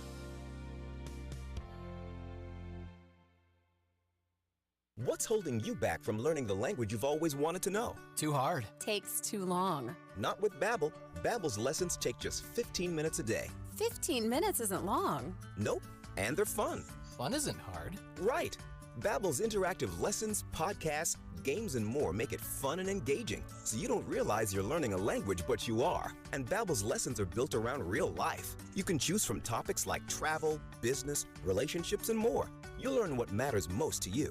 Plus, Babbel's lessons are designed to get you speaking right away. In 3 weeks, you're able to start having conversations. Just 3 weeks? Even better. Since Babbel's lessons are designed by language experts and voiced by real native speakers, you'll get the accents just right and be able to carry on conversations with confidence. Learning a language with Babbel doesn't take long. And with Babbel, it isn't hard. It's perfect. And now, try Babbel free at Babbel.com. That's Babbel.com. Babbel.com. If you're hiring, it can feel like you're trying to find a needle in a haystack. You can hope the right person comes along, or you can just use ZipRecruiter. And now you can try it for free at ZipRecruiter.com/radio. In fact, ZipRecruiter has helped a lot of business owners find their needle in a haystack, like Marco, president of operations at Telly Tires and Auto Centers. Because Telly Tires has grown a lot in the last few years, Marco needed to hire everyone from a receptionist to a store manager to a head mechanic. ZipRecruiter helps me find all the right people, even the most difficult jobs to fill. ZipRecruiter helps me keep my business running. Take it from Marco and millions of other businesses who've used ZipRecruiter. ZipRecruiter can help you find the needle in the haystack. See why 4 out of 5 employers who post a job on ZipRecruiter get a quality candidate within the first day. And right now, you can try ZipRecruiter for free. That's right, free at ZipRecruiter.com/radio. That's ZipRecruiter.com/RADIO. ZipRecruiter.com/radio. ZipRecruiter, the smartest way to hire. WIBX 950 and 106.9 FM. This is Keeler. And the official coffee of the Keeler in the Morning radio program is Daylight Donuts in New Hartford. Chuck Sedella, make sure that drive-thru is lightning fast. You're in, you're out, you're on your way every single day. Get a box of coffee for the workplace or fresh donuts, fresh bagels. All there at Daylight Donuts, where Chuck holds court every day, right there in the village of New Hartford. On the line right now is Crow in Holland Patton, ready to take a shot at our free money question of the day. Good morning. Good morning. Do I say your name correctly? Crow? Yes. All right, Crow. Good morning. I've never heard that name before. I like it. All right. All right, here we go. Are you ready? Because you may be able to do this for $450. For $450 from the Hobica Law Firm, here is your question. 4 New York Yankees have now had a perfect game after Herman's perfect game last night. What do all 4 of them have in common phonetically? Ready, go.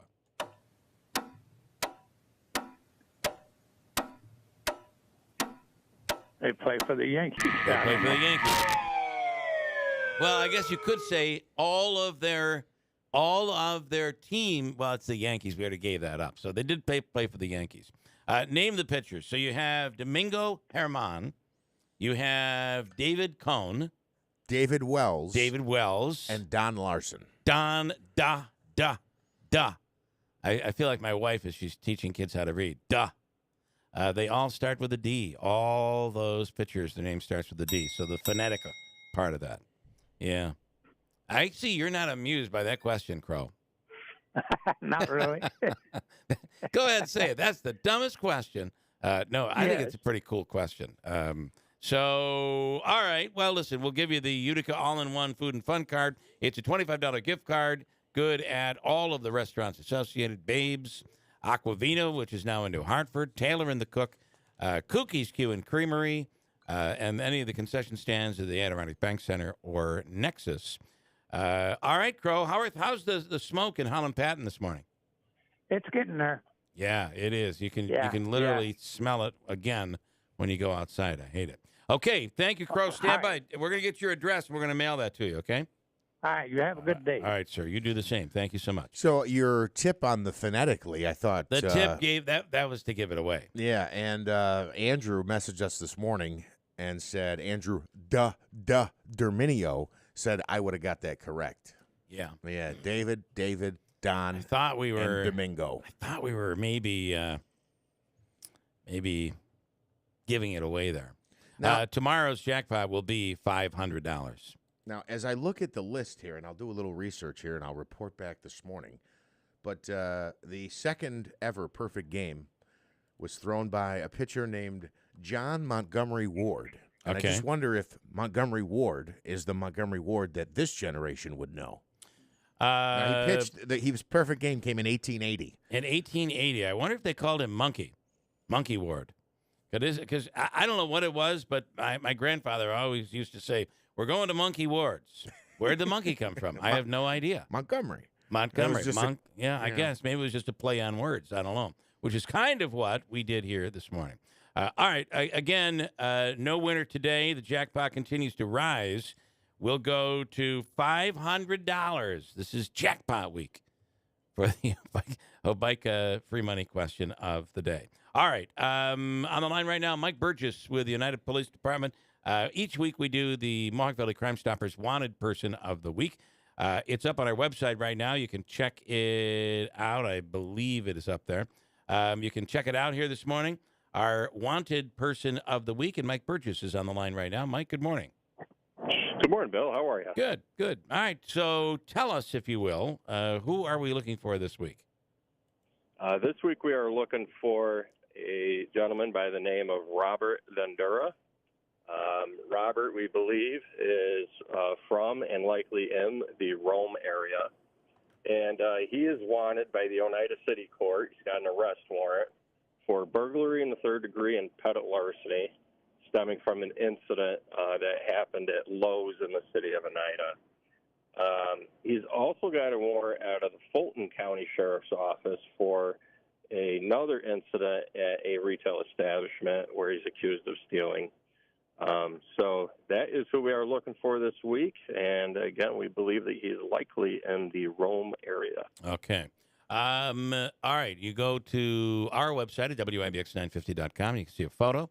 The request here is basically if when you see this person or if you know this person, you have an idea or maybe an assumption of where this person might be, by calling Mohawk Valley Crime Stoppers, there's anonymity for you, right? Yes, absolutely. And for those who would rather not have someone know that you are the one who gave the information, it certainly helps authorities. The goal is to keep our communities safer, and that's what it's all about. Mike Burgess, as always, Sergeant, thank you so much. Thank you. All right, have a great day and a great weekend. You too. It's Thursday. I'm already going to the weekend, as far as I can see. All right, thank you, Mike Burgess. Okay, we talked about this. Ori Spado is a local guy who's been involved in so much and was kind of the fixer, if you will. When there was a dispute, when there was a problem, when something was going wrong, Ori seemed to be the guy after he moved out west, out to L.A. and Vegas and that area. And he seemed to be the guy to put everything together. And he has amazing stories about so many different people, celebrities, big names, bosses, if you will, Sinatra, that he started to put down the stories in book form, created a book, and now that book is about to become a movie.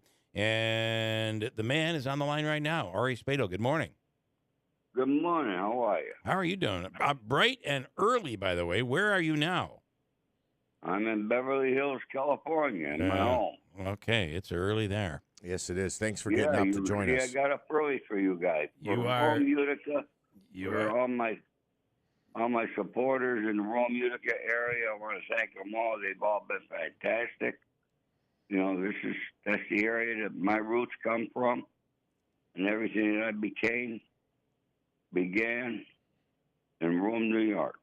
You know, whenever we would ask Ori to tell a story, he'd tell a little piece of it and be like, "The rest of it, you're gonna have to read the book." Now it looks like you can also watch the movie, right? Yes, George Gallo is.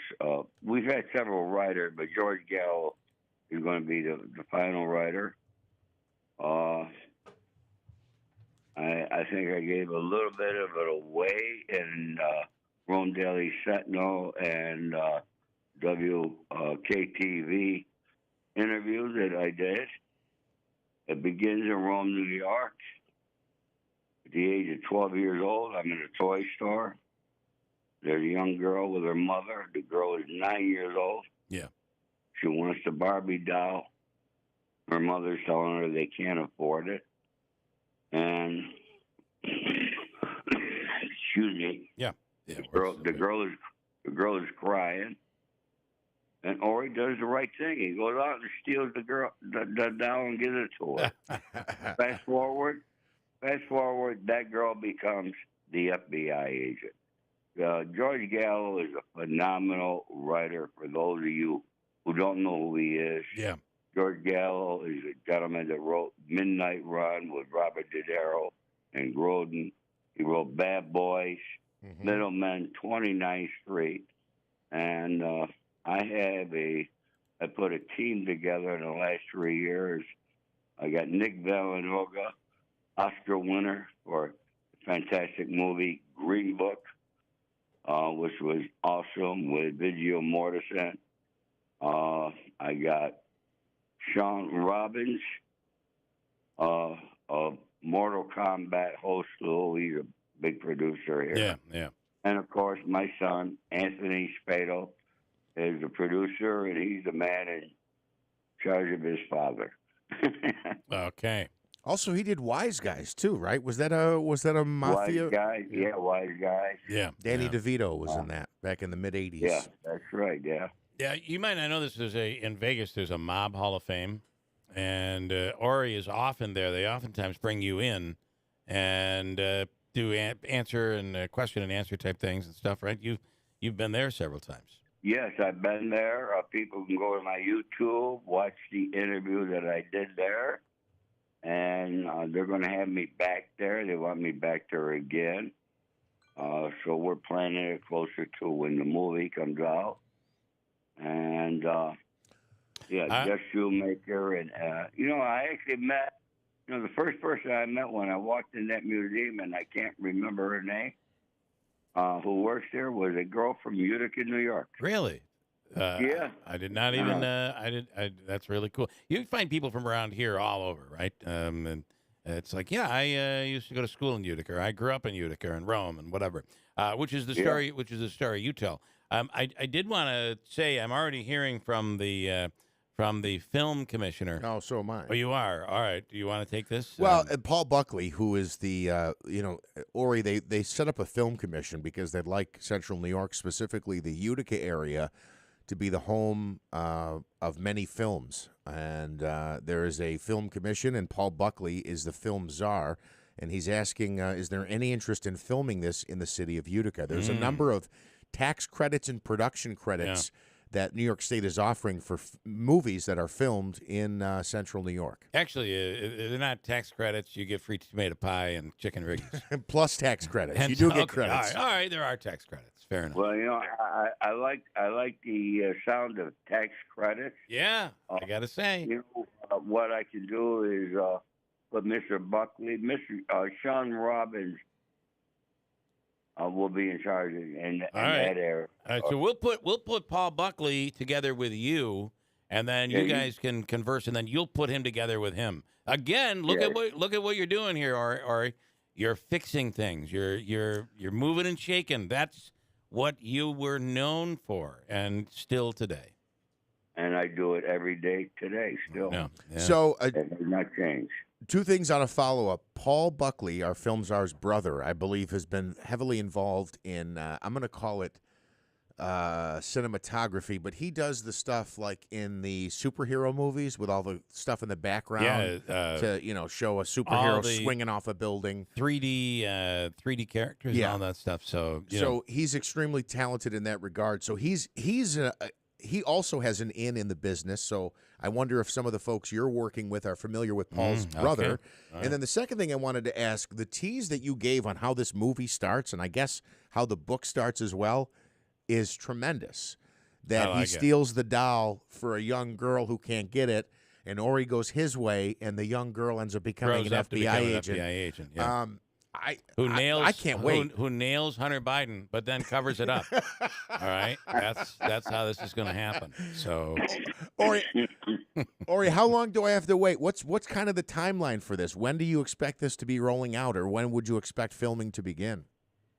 We expect filming will not begin until early next year. Okay. Until after the writers' strike. Right. It's got this whole town. Yep, it's up locked on. down. Yep. People don't understand the effects this entire strike has on the whole city of Los Angeles. Yep, shut everything down.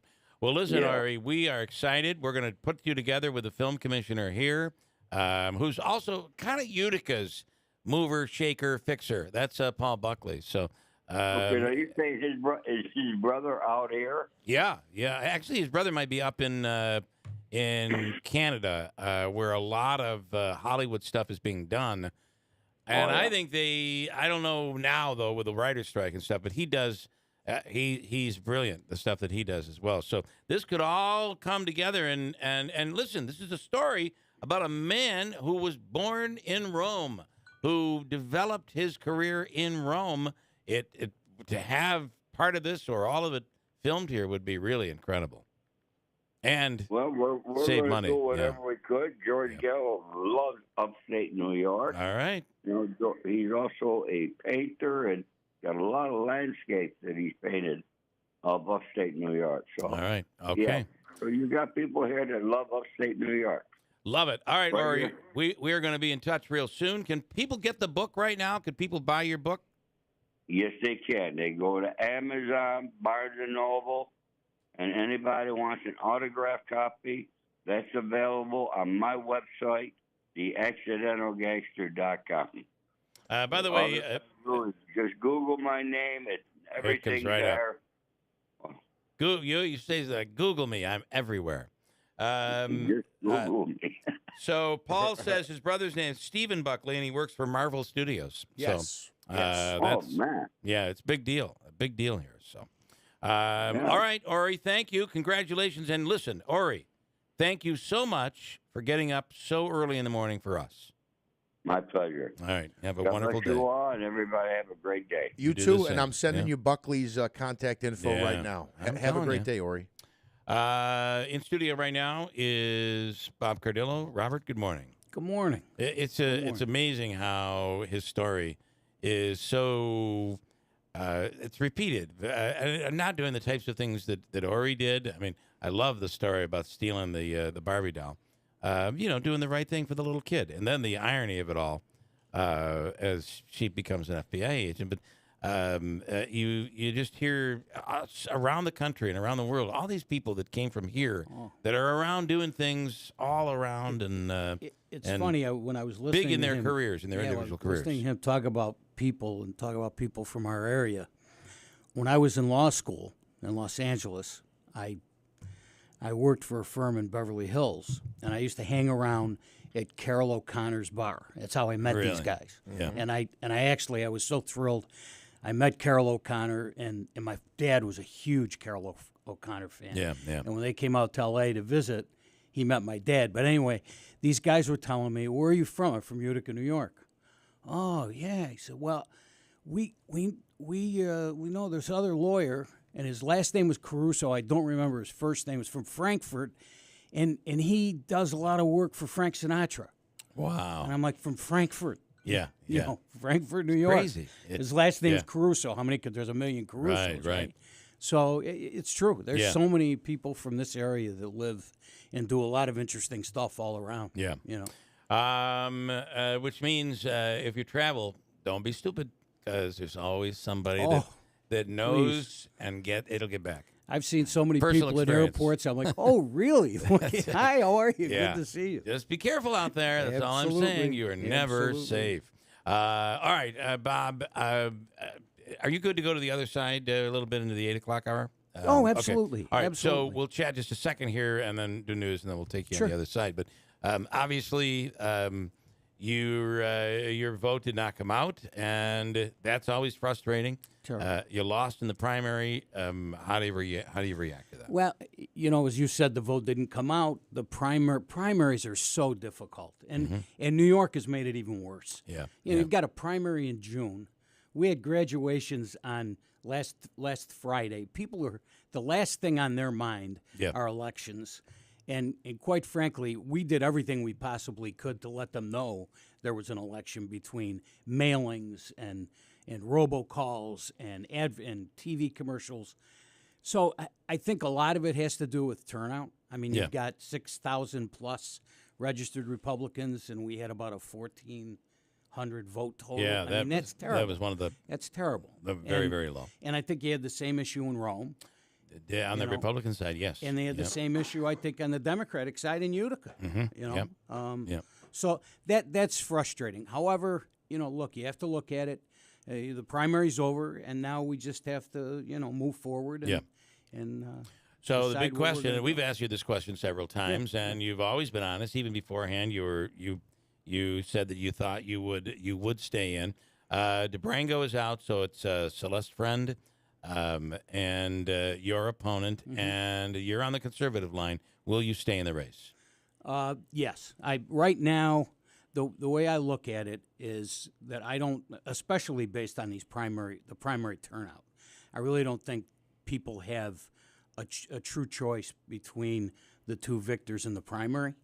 And, you know, I congratulated Mike. I called him the night of the primary. That's a correction, too, right? Yes. Mike mentioned on the show that he hadn't heard, and I talked to Mike. That he hadn't heard from you. But he said this in his message here, that his phone had died. He'd gotten numerous text messages and calls, and he said after being on our show, has finally had a chance to power up his phone, and he said there was a voicemail from you, and I believe you two spoke yesterday as well. He called me last night about it. I think it was around 6 o'clock or something. But I called him right away at 10 o'clock the night of the election. I think it's look, I've been around these elections not just here. You know, and that's the appropriate thing to do. I did it. Unfortunately, said his phone died, so. But, you know, I congratulated him and move on from there. And I can just say, in fairness, I had reached out to Mr. Galimi earlier in the evening, and I didn't get a response from him until the following morning. The morning, right. Yeah, that because I had said, you know, would you come in? And then I never heard back, and he didn't text me till our show had begun after 6 o'clock. So. All right, so you're staying in the race. We'll talk about that when we come back, and just hang tight. We'll do a quick news and come back here on this Thursday morning. Hold tight, WIBX. It is 8 o'clock. From the Stanley Theater Studio, WIBX 950 Utica Rome, W295DI Utica Rome, your news, talk, and sports leader, a Town Square media station. Hunter Biden has some explaining to do.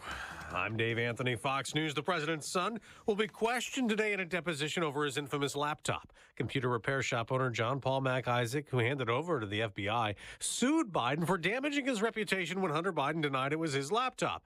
Congressman James Comer just told Fox. The media went all in on this is Russian disinformation for so long. There are still Democrats in Congress, if they only get their news from MSNBC, they really still don't know that the laptop is Hunter Biden's. Comer chairs the House Oversight Committee and is investigating the laptop contents and Hunter Biden's business dealings. As an IRS whistleblower, Gary Shapley tells Fox there was interference in the IRS Hunter Biden tax investigation. We weren't allowed to ask questions about Dad.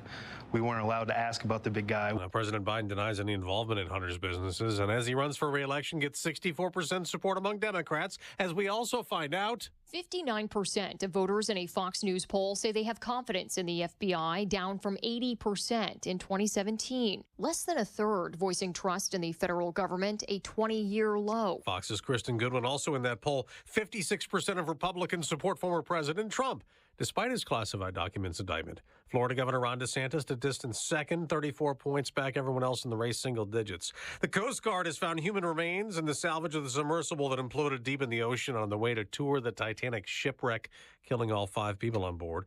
We're learning more about the Chinese spy balloon the U.S. shot down after it crossed over America. The Wall Street Journal reports U.S. officials say an investigation of debris of the Chinese spy balloon shows it was crammed full of American-made technology. Fox's Carmen Roberts. The balloon did take photos and videos, but the data apparently was not sent to China. Canadian wildfire smoke keeps spreading further south. There are unhealthy air quality alerts from Wisconsin to New York, Alabama, to North Carolina. America's listening to Fox News.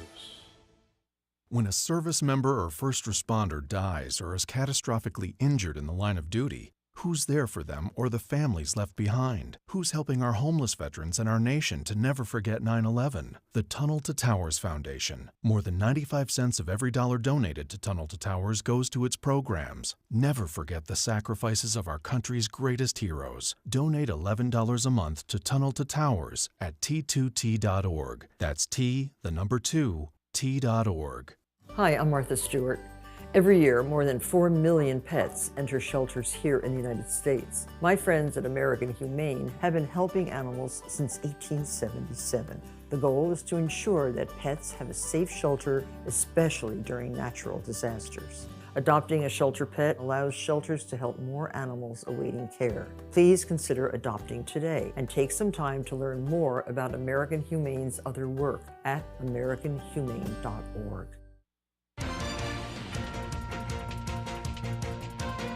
We have cloudy and smoky skies right now, 64 degrees. WIBX News Time is 8:03. And this news update is brought to you by Shop My Carl's today for the lowest prices, no credit needed financing, and fast same-day delivery in the New Hartford Shopping Center and Destiny, USA. A 47-year-old man from Vernon who was stopped for speeding now faces a felony charge as police say the vehicle he was speeding in had been reported stolen from the city of Utica previously. New York State Police say they pulled over Jason Nugent for speeding on State Highway 23 in the town of Plymouth on Tuesday. It was learned soon after that the vehicle had been previously reported stolen from Utica. Nugent was arrested and arraigned on a charge of criminal possession of stolen property in the 3rd degree, which is a Class D felony. And troopers say before being released, Nugent will be turned over to New Hartford Police regarding a separate investigation. Well, dealing with air quality issues again today, smoke from the wildfires in Canada still burning will be once again impacting the air that we breathe. An air quality health advisory will be in effect throughout the day. Governor Kathy Hochul says emergency cell phone alerts will be used to warn people if the air quality index passes the 200 threshold. The alerts will be transmitted via the wireless emergency alert system. New Yorkers are urged to remain vigilant and take proper precautions to protect themselves from the smoke, especially those who suffer from conditions like asthma, COPD, bronchitis, and others. You know, we're scheduled to have a nice day today with plenty of sunshine, but we're not going to have that because the smoke is going to cloud things up. It's just incredible. Isn't there an old song from, what's that cartoon show where it's, I can't think of the name of it. Blame Canada. Blame Canada. Yeah, I'll find that. That's what it is here. Yep, you're right. We're going to have a nice day, but not so. Mosquitoes, that's another thing to worry about. Mosquitoes in Madison County testing positive for the Jamestown Canyon virus. The infected insects were recently collected in the town of Sullivan. This particular species is known to attack humans. Symptoms of the virus include fatigue, nausea, and headaches, and in some cases, brain and spinal cord infections have been reported. It's recommended that folks layer up if they're outside and to spray themselves with insect repellent. They should also remove standing water from their backyards. A sad story in the town of Sullivan. A 9-year-old child is dead after a head-on crash. Deputies say that a driver was attempting to pass multiple vehicles on State Route 31 yesterday near Smith Ridge Road when the vehicle slammed into an SUV. The child was a passenger in the SUV and was pronounced dead at the scene. The name of the victim has not yet been released. Deputies say they do not believe drugs or alcohol were factors in the accident. WIBX News Time is coming up on 8:07. Smoke in the skies, but here's what we can expect weather-wise from Eyewitness News. I'm Eyewitness News Chief Meteorologist Craig Flint in the WIBX Weather Center. Today, nice and warmer, low humidity, turns mostly sunny as some light haze and smoke fades, a high near 80. Tonight, mainly clear, comfortable, a low of 58. And tomorrow, hazy sun, less smoke overall, turns noticeably warmer and more humid, high 87. For more on your local forecast, tune to Eyewitness News at 6 on WUTR. I'm meteorologist Craig Flint on WIBX 950 and 106.9 FM. Smoky, cloudy, 64. WIBX News Time is 8:07. And it was Domingo Germán. Perfect game last night for the Yankees, the 24th in Major League history. Germán needed just 99 pitches to record the first perfect game since 2012 when Felix Hernandez did it with the Seattle Mariners. Giancarlo Stanton homered in the victory last night. Yankees now 44-36. The A's have lost 11 of their last 13 games. Almost as bad, the New York Mets suffered another defeat last night, 5-2 the final at Citi Field to the Brew Crew. Grant Hartwig was charged with the loss, allowing a run over an inning and a third in relief. Tommy Pham had a homer in defeat, his 8th of the season. The Mets are now 36-44. Prior to the game, owner Steve Cohen held a press conference saying that both Buck Showalter and GM Billy Epler will keep their jobs at least through the end of this season. I think that's a good move. They're going to turn it around. Well, they didn't last night, though, did they? They didn't. Yeah, terrible. Buck's a good manager. Yeah, I've always thought that. You know, I've always thought that. Larry hated it. In fact, Larry is laughing because he said in the 7:30 news you mentioned the Yankees' perfect game, but you didn't mention the Mets score. And I wanted to say the reason for that is because you don't normally do sports, and a perfect game made it up into the newscast, not the sports. Correct. Yeah, the 7:30 update is usually some national headlines, and I thought the perfect game was important enough to include. And if I may, the American way is to say, I don't believe you, you're lying. I don't believe that you're lying? I don't believe you, you're lying. I don't believe you. Right, we don't believe he things. didn't pitch it. Oh, that's true. So you're right. Perfect game. Right. You're No, lying. he didn't do it. He didn't. That's right. All right. Yes, that's a good point, Bill. The Cleveland Guardians are receiving some good news on the health of manager Terry Francona. He's been discharged from the University of Kansas health system after he was admitted feeling lightheaded before the team's series opener on Tuesday night. The 64-year-old underwent some precautionary tests.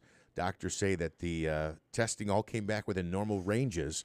Francona is considered day-to-day, and bench coach DeMarlo Hale will be managing the team on an interim basis. The New Jersey Devils locking up a key contributor. They've signed forward Timo Meier to an 8-year, $70 million contract extension. And golf coming up this weekend. Tony Finau looks to defend his title at the Rocket Mortgage Classic in Detroit. The 33-year-old won last year's tournament. Other big names in the tournament this year, Keegan Bradley and Ricky Fowler. Of course, Bradley is coming off his second consecutive victory after winning. It will be looking for his second consecutive victory after he won last week's Travelers Championship. Today is the last day for you to register to win the windows from New York Sats. Win Keeler's windows. Just go to our website. Your last chance to do it. And get on the website. On the menu bar at the top, you'll see Keeler. Click on that. And you could win 4 brand new double hung windows. They're beautiful replacement windows, and they make your house more efficient and your home a better place. Check it out. Just go to WIBX950.com, click on Keeler, and there's an option there, Win Keeler's Windows. All you have to do is sign up, right? You don't have to take a test. You don't have to do it's a chance just to win some sign up. very nice windows. No purchase necessary. Member FDIC. We have a number of comments that are coming in this morning. I'll save most of them, but I just wanted to share this one first. If there was a drinking game, this is from John from Rome. If there's a drinking game that every time Manaski criticizes something that you take a shot, people will be wasted every day by 6:35. That is true. Have I become a sour grape? You're you question things. Oh, I'm not supposed to. No, I listen. I'm just saying. Like I'll say it's 72 degrees. Yeah. Is it really 72?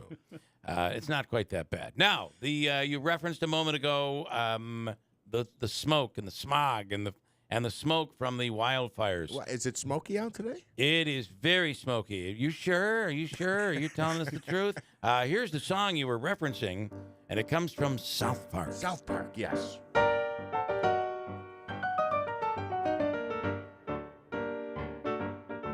It'll start soon. We'll have the national anthem playing over the top of it. We'll have to have another news break. Let me see if I can... Maybe this is what I'm trying to play. I got to be careful because I think South Park has a lot of swear words. Oh boy. Okay, here we go. Times have changed. Our kids are getting worse. They won't obey their parents. They just want to fart and curse. Should we blame the government or blame society? Or should we blame the images on TV? We were supposed to have a nice day. It was going to be sunny, you pieces of garbage. Blame Canada. Blame Canada. We need to form a full assault. It's Canada's fault. No, I'm joking. I'd get out of there soon because there's a curse word coming. I believe in come the swear words. And who do you blame for that? Canada. If you need concrete, don't go to Canada. Go to Brank Construction. BRANCK. Brank Construction. They know concrete. Foundation repair, old stone walls, old block walls, masonry, concrete work, stairways. They did a retaining wall and a stairway for us into our backyard that looked just like it had been there for 100 years, and it was just so beautiful. They do incredible work. If it's masonry and concrete, call Brank, 315-894-3481. We'll continue with Bob Cardillo coming up. UPD will get into that. And keeping it going with a little baseball this morning. Boots Day from Ilion played Major League Baseball. We'll speak with him along with Don Leibel coming up. He has a new book out. All of it happening to be squeezed into this 46 minutes on WIBX. Which room is next for you? The bedroom? Your kitchen? The living room? Hi, this is Kira Meelan from Meelan's Carpet One. What's holding back that next home project? Is it budget? We have flooring choices for any budget and financing options available. Maybe it's inspiration. If so, come and talk to our experienced design team. We're here to help you get unstuck. Maybe you're putting off redoing a room because you're worried about spills and accidents. Whether it's a pet in training or a growing family, we have flooring solutions that can withstand anything life has to throw at it. We have incredibly durable tile options and 100% water-resistant carpeting that's both beautiful and practical. We have options that inspire, designers who will help bring it all together, and always a beautiful installation. To get the perfect flooring, start with the right flooring store. Visit Meelan's Carpet One on Commercial Drive East in Yorkville. Quote based on healthy, non-smoking 30-year-old female with a 20-year term policy. Rates may vary. Eligible policies and estate planning tools can vary by state. It's a busy life. You have enough to worry about. So here's a great way to check life insurance off your list. It's called Ethos. With the thought of medical exams, forms to fill out, and the cost, it's easy to see why life insurance can fall to the bottom of your to-do list. But at Ethos Life, we've got your back. For about $1 a day, you could get $250,000 in term life insurance without a medical exam. Just go online, answer a few health questions, and snap! Family protected. You could get a quote in seconds, apply in minutes, and be covered in hours. No medical exams, no blood tests, no hassle. Right now, with your purchase of an eligible policy from Ethos, you'll get something else important to your family. Tools to create a legal will. A $449 value, yours free. Ethos, the 100% online, hassle-free way to get affordable life insurance. Get your free online quote now at ethoslife.com. That's ETHOS life.com. WIBX 950 and 106.9 FM. This is Keeler. All right, we have some stories that we're following here this morning that we will just got to update and some comments. Bob Cardillo is in here. We have a story about DeBrango, right? The Democratic candidate who was defeated the other night.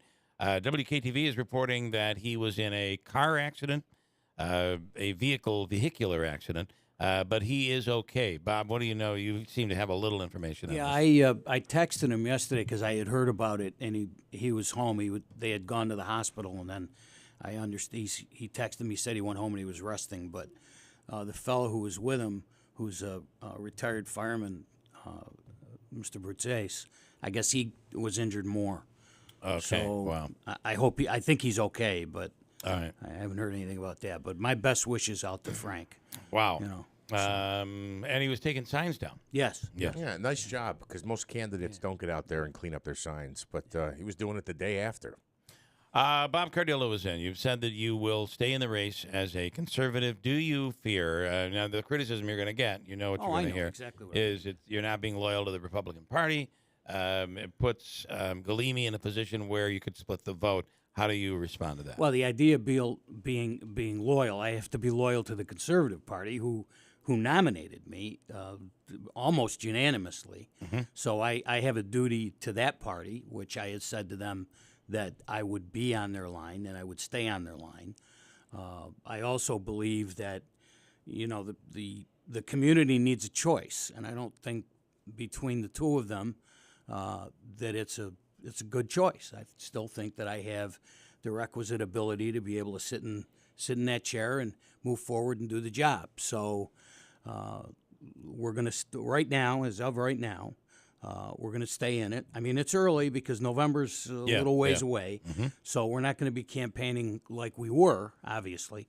But you know, we'll start ramping up and and decide how we're going to move forward with the style of the campaign. So. Bob, we talked about this before. 12 years ago, you stayed in the race, and some people say that because there were three in the race, it was how Rob Palmieri became mayor of the city. Yep. You have the possibility, depending on how split the vote becomes, that you help a Democrat get elected into that seat. For those who feel that way, what do you say to them? You talked about loyalty to the Conservative Party. Some people say you're being disloyal to the Republican Party. Well, I mean, the Republican Party didn't nominate me, which is why I had to run a primary. But the Republican wait a minute, Party... Let me finish. The last time around, I was the Republican nominee. This time around, I was not endorsed by the party. So, in terms of loyalty to the party, and let's put it on the line. Party, in many instances, is immaterial. It's the person who has to do the job. We don't elect people for party purposes, particularly in local government. National elections, yes, a lot of people will vote party because they're Democrats or Republicans, and they won't vote. I always say, if the good Lord came down and ran as a Republican, a Democrat wouldn't vote for him, and vice versa. So, but in local elections, people vote for the person. And I think what we have to do is make sure that everybody has an opportunity to listen to all of the candidates and their views. And as you know, I talked about issues since November 10th. I'm a little disillusioned to the extent that, and you guys did talk about issues, but I'm disillusioned to the extent where we have a media. Think about this. We have the Utica Observer-Dispatch who didn't even put a sentence in about this election. We have a mayor who's been mayor for 12 years. We didn't hear word boo in that newspaper. Thank God for the Sentinel. But the Sentinel stopped doing issue stuff, like early May. So every time we do a release, they were covering it, and then all of a sudden they didn't. So I think people need to hear about the issues. And in terms of the forums that we all did, if you went to the forum, there wasn't anybody there who wasn't already committed to somebody. So it's not like you got the opportunity to really, really listen and hear. I think we should have a series of debates that the public can hear. I So I'll ask you. There are some that say you're. In fact, we heard it yesterday that being tied to the Constitutional Caucus may have hurt you. Number one. Number two, the school board issue, staying loyal to somebody who was a childhood friend, may have hurt you. How do you respond to As that? the Constitutional Caucus is concerned, they didn't all support me, quite frankly. I mean, they didn't. Yeah. That's number one. Number two, as far as the school board's concerned, I agree with that. I do agree with that. And look, I was in a very difficult position. And I did, once I found out that it was shown, by the evidence that there were issues, I did what I had to do. Yeah. I voted with the majority. But, and I was pounded for that for reasons unbeknownst to me, other than let's wait and find out what the facts are. Yes, yeah. So once I found out what the facts were, I did what I believed was the right thing. So, and the other point of it is if you look at my tenure on the school board, I've been on 4 years. I've got one more year left on my term. I proposed and voted for CTE. We didn't have any tax increases for 4 years while I've been on this board. I missed one meeting, which, by the way, I was criticized for missing a that was the other 10-minute night, meeting right? the other night, where I had already had a rally scheduled for my I'm sorry, I missed the meeting, and I obviously didn't go to the board meeting the night of the primary. So one meeting in 4 years for it, and talk about really giving back to the community. It's a volunteer job. Right. Okay, I did it with all my heart. I attended almost every graduation, not just this year, but the years that I've been on the board, I've attended those graduations. I've spoken at those graduations. Which can be special for board members. Yeah, right? Yeah, I think they should. I mean, if you want to be on the board, I was so proud that I attended the scholarships that we give away to our students. Myself and Don Dawes were there. That was it. Yeah. And the auditorium of Proctor was filled. That's the stuff that I believe a board member should do. Not just go to a meeting. Right. And not just, talk about the stuff that goes on a day-to-day basis. We don't run the school district. The superintendent does. Right. So I'm proud of my tenure on the board.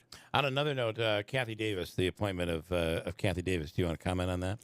Well, she's unfortunately, very I couldn't credible. go to that. But I think she's going to be very good, and I will tell you, Kathy Davis has talked about, from what I understand from my colleagues who told me some of the things that she had said, that she agrees with what I've said since day one, that we're spending money with reckless abandon. And the day of reckoning might come. You got to look to the future. Right. Okay? You can't spend all this money now and assume that it's going to continue to keep flowing. So, from what I understand, she's made comments about that. And not for nothing, we've now gone through our fourth superintendent. Right. That doesn't bode well. Yeah, that's absolutely true. And you have one that's lingering out there. We don't know what's happening with that. You hear about investigations, people testifying in Syracuse, and still nothing has come of it. So I wonder. No. And again, I what can't happens comment there. because it's a personnel Sure. issue. But Understood.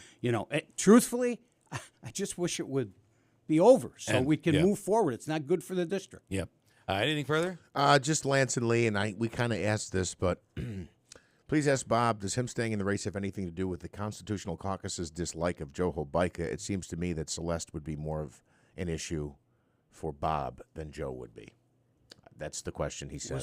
What he's you're helping Celeste by staying in the race. He's saying you'd be helping Celeste. Are you okay with that?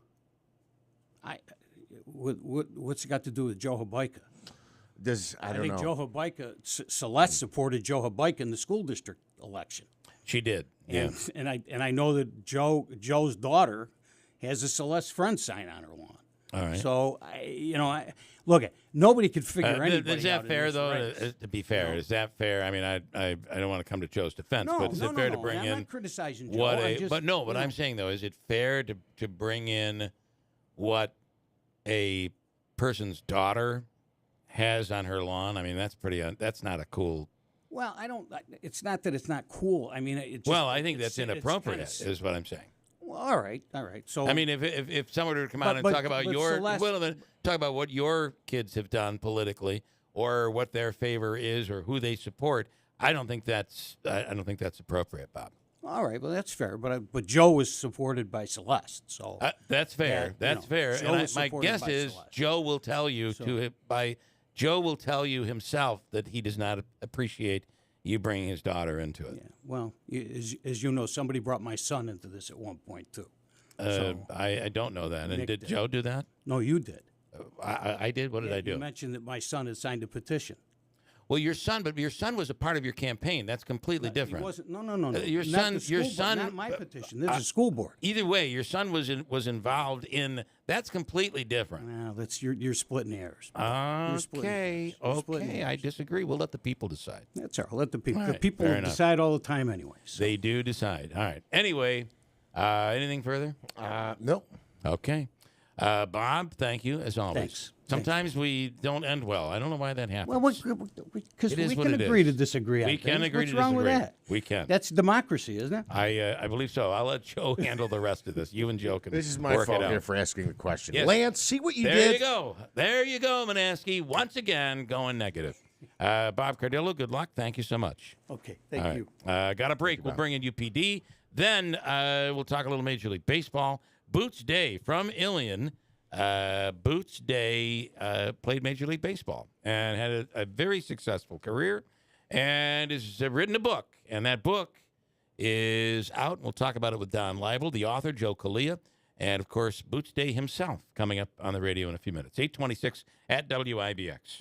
If you enjoy working with children and want a rewarding job with a flexible schedule, Whitesboro Central School District Transportation is the place for you. The Whitesboro Central School District is looking for reliable and professional school bus drivers for the upcoming school year. With great benefits, flexible schedules, and summers off, the part and full-time positions are great for anyone with a tight schedule or retirees looking for a way to fill their days. The Whitesboro Central School District is a leading school system in central New York, serving 7 schools and more than 3,000 students. The district takes great pride in the success of its students and employees, and they're looking for skilled drivers to join their team. Help drive our students' success with Whitesboro Central School District Transportation. No experience needed, and they even have paid training. Call Transportation Supervisor Andy at 315-768-9740 or stop by the bus garage at 20 Wood Road, Whitesboro. Whitesboro Central School District, driving our students' success together. If you're hiring, it can feel like you're trying to find a needle in a haystack. You can hope the right person comes along, or you can just use ZipRecruiter. And now you can try it for free at ZipRecruiter.com/free. In fact, ZipRecruiter has helped a lot of business owners find their needle in a haystack, like Marco, president of operations at Telly Tires and Auto Centers. Because Telly Tires has grown a lot in the last few years, Marco needed to hire everyone from a receptionist to a store manager to a head mechanic. ZipRecruiter helps me find all the right people, even the most difficult jobs to fill. ZipRecruiter helps me keep my business running. Take it from Marco and millions of other businesses who've used ZipRecruiter. ZipRecruiter can help you find the needle in the haystack. See why 4 out of 5 employers who post a job on ZipRecruiter get a quality candidate within the first day. And right now, you can try ZipRecruiter for free. That's right, free. At ZipRecruiter.com/free. That's ZipRecruiter.com/FREE. ZipRecruiter.com/free. ZipRecruiter, the smartest way to hire. This is Harry G., the heat pump expert from Country Suburban. With New York State planning to eliminate fossil fuels, heat pumps are the wave of the future. Heat pumps can save you up to 30% or more on your heating and cooling bills. Right now, you can receive up to $20,000 in heat pump incentives. Call 315-735-5300 for a free estimate. Offer good while funds are available. Well, the Falcon Clinic in Washington Mills is accepting new patients. The Falcon Clinic is the area's premier osteopathic medical clinic, and they're accepting new patients right now. If you're in need of a new family doctor, having issues with sleep or fatigue, pain, ADHD, or any other health issues, and you need a general practitioner, call the Falcon Clinic. Dr. Shemaleski, Dr. Zielinski, Dr. Kosminski, all accepting new patients right now. And all of this under one roof. Everything from acupuncture to counseling, just if you're in need of a family doctor. It's the premier osteopathic medical clinic in the area, meaning your body plays a role in the healing of your body. It's not just medicine. Certainly, medicine is required oftentimes, but you can reduce the amount of medicine you're on. Speak with Dr. Shemaleski at the Falcon Clinic. Call today, schedule an appointment, 315-507-4751, the Falcon Clinic in Washington Mills. WIBX 950 and 106.9 FM. This is Keeler. All right, so I do want to just talk about that just for a second. My point is, so I didn't understand where talking about his son Nick, but as Nick was carrying, I believe Bob's son Nick was carrying petitions for other candidates, and I don't remember who it involved, but there was some controversy involved with that. Once you're in the political process, and oh, by the way, there was that text message back and forth. I forgot who that was to. Do you remember? It was like the committee person or the secretary. It was a committee person. Yeah. So, he was acting on behalf of Bob's campaign. That is different than out of the blue saying a person's daughter, maybe a political figure, that his daughter has a political sign of an opposing party. Let me just tell you, I think we all know, I, as a son of two parents, have a very different political opinion than my parents do. My children's political opinions are very different than mine. Anybody were to bring up my daughter's, what sign she might have put on her lawn, she doesn't have a lawn, by the way, but I'd be pissed. That's all I'm saying. So that's just not cool. I'm not surprised to hear that your political viewpoints are different than your parents, and I'll say good morning to Mr. Keeler. I knew we were on the same page, buddy. Joe, I only have a couple seconds here, but good morning. Well, I really wanted to stay out of this, but I don't think it's fair that he would somehow try to draw my daughter into this. Whatever my daughter's opinions are her opinions. I don't dictate to my children what they should believe in or otherwise. I mean, I'm sure Bob didn't dictate to his son that he should sign Sue Arcuri's petition. Well, that's what was his campaign manager. What's his name? Lou Parada, who's the head of the municipal housing authority or whatever they're called these days, and he signed a well-known racist and homophobic individual who's as caustic as they come, and he signed her petition, and they're affiliated with his campaign. He didn't hear me say anything about that, right? So I don't really understand why I got dragged into this at all. And frankly, I was supported by all of the candidates except for him for, re-election on the board. And there's a reason for that.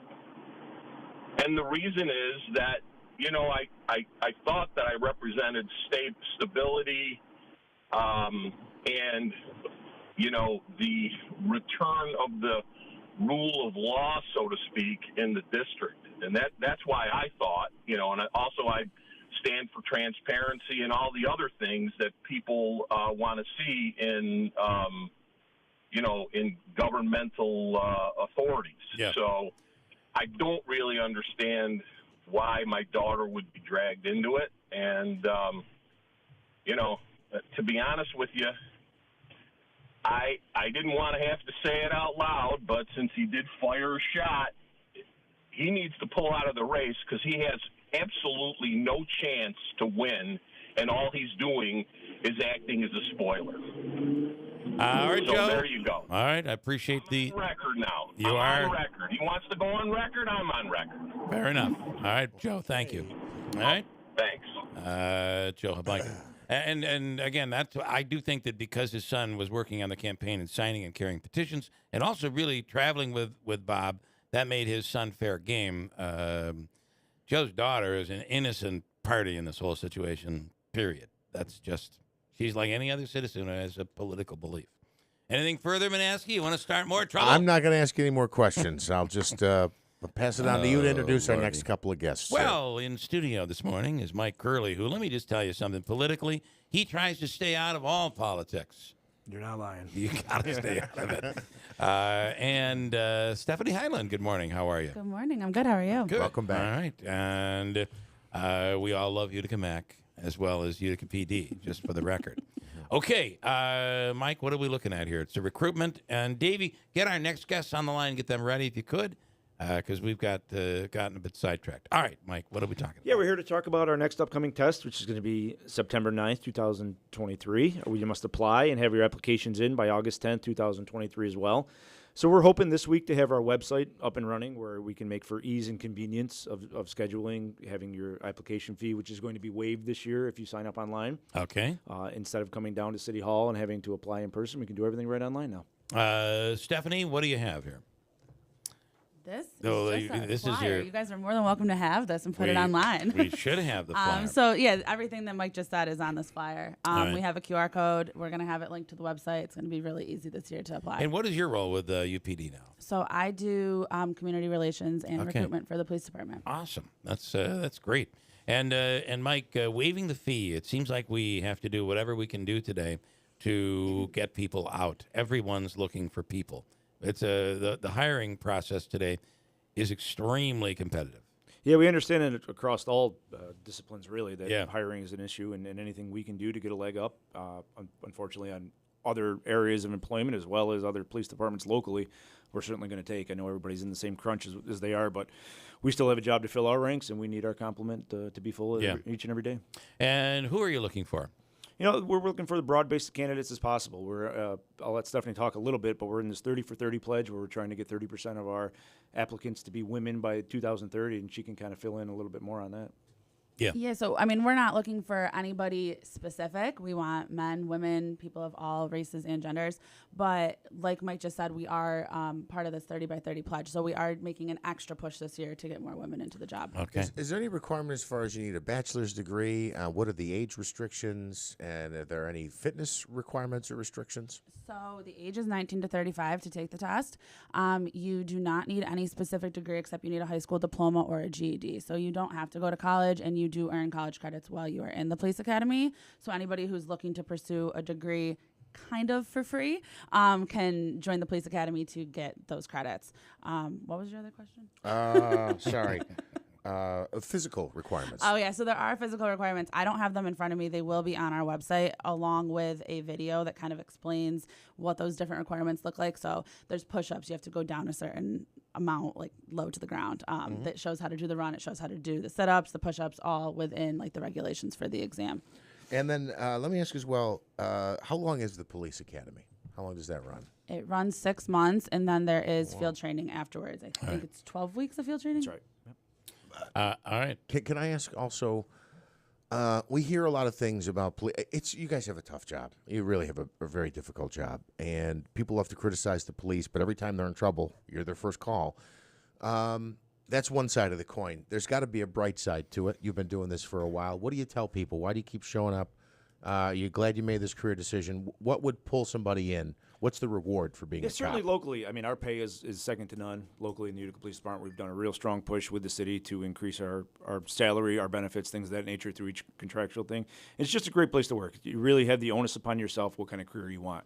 You can go as far as you want. We're very broad and with respect to what we offer our officers in different disciplines and where they want to work, and just the job life satisfaction that you can receive as being a Utica police officer really is very good for the area. All right. We'll post this on online for you guys. And, of course, if they don't get it through us, they go to the website, right?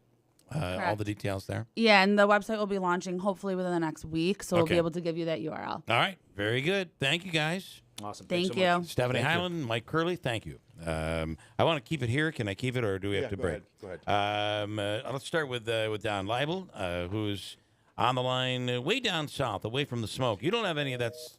So I don't have Don there. Do you want to try him again? I don't know what happened there.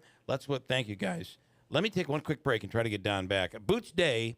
Joe Kalia has written a book on Boots Day. Here's a good trivia question for you. Think about this one.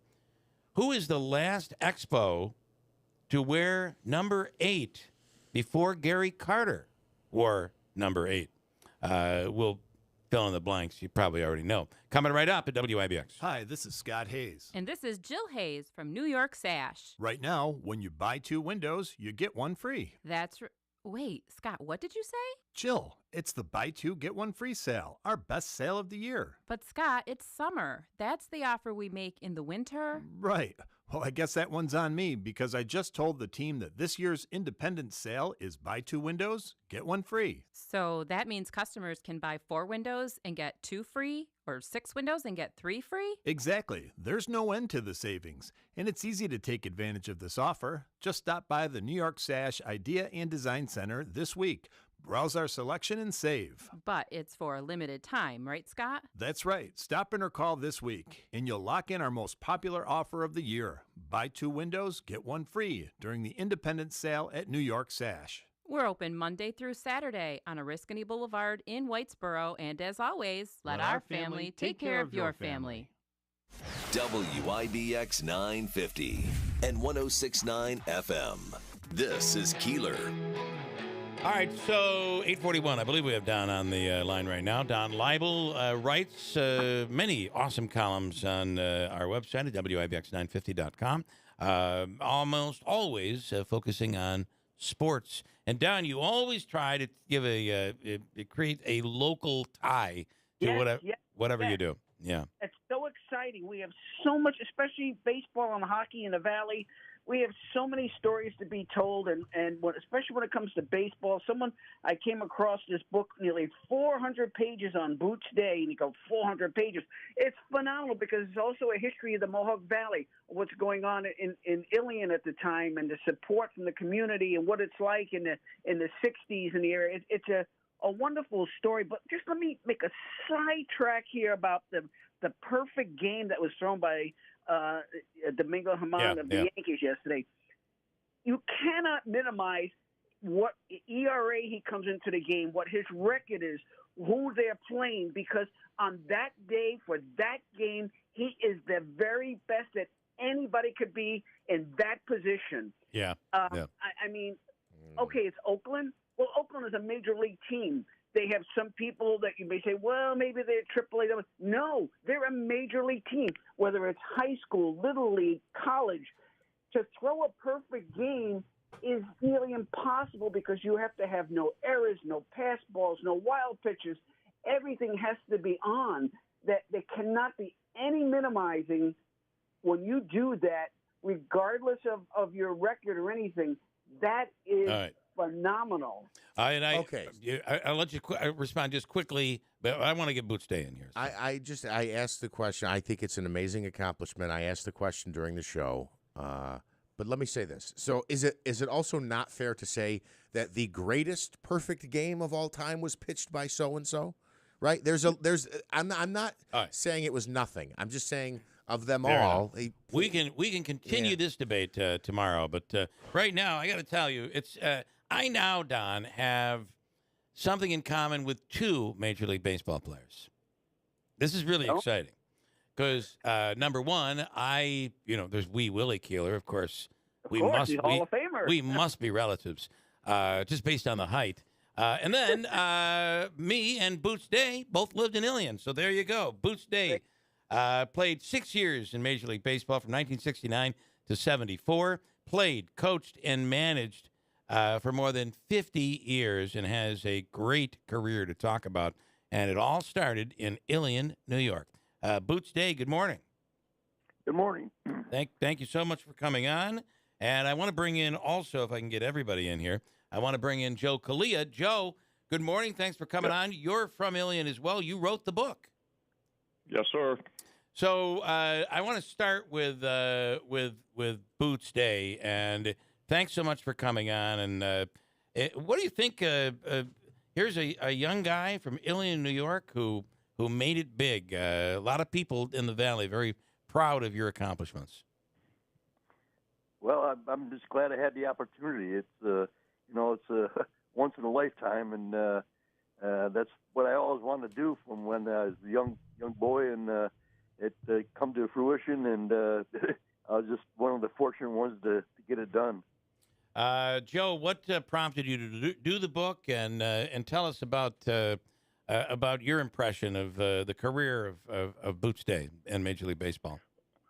I think that's what intrigued me about writing the book was the fact not only that Boots, you might say, struck it rich very early in his life, and yet the circumstances were such that he couldn't continue in that line, but he stayed with the sport for all of those years. I mean, that's admirable no matter what line of work you're in, that you cared enough about it, loved it enough to stay with it for more than half a century. That's pretty impressive. Don, what's your favorite takeaway from the story? Oh, well, let me tell you. I mean, Rusty Staub took a big interest in Boots and helping him get his swing back. Tom Seaver, Boots hit well off of him, and there was a great story in a book about Seaver signing a ball for Boots years after he played, and what he wrote on the ball. And a trivia note, Boots was number 8, and then the next number 8 for the Expos was Gary Carter. Yeah. But my favorite takeaway is, and it's probably not the most sexy one, but when Boots was coaching for the Detroit Tigers, the manager was replaced during the season. Sparky Anderson comes in, but throughout the season, Boots was not in a dugout. He was not in the bullpen. Boots was in the press box. He was the eye in the sky well before this stuff was really being thought about, and he was charting the games and whatnot from above. And in fact, one of the general managers from the visiting team kicked him out of the press box because they didn't want him doing that. So he ends up going into the broadcast booth with Ernie Harwell, the radio broadcaster, and he did his scouting and his charting from the radio broadcast. There's so many stories to be told over 50-plus years, and the Hall of Famers that he was teammates with, and it's just a fabulous local story, and you get to know about what's going on in the Valley at the time. It's really, really exciting to read about a local person and what was going on at that time. So, Boots, tell me your thoughts of the way the game has changed from ghost runners to we're talking about computers that are going to determine strikes and balls for umpires. I mean, and then the analytics of the game today. Your impression of Major League Baseball today?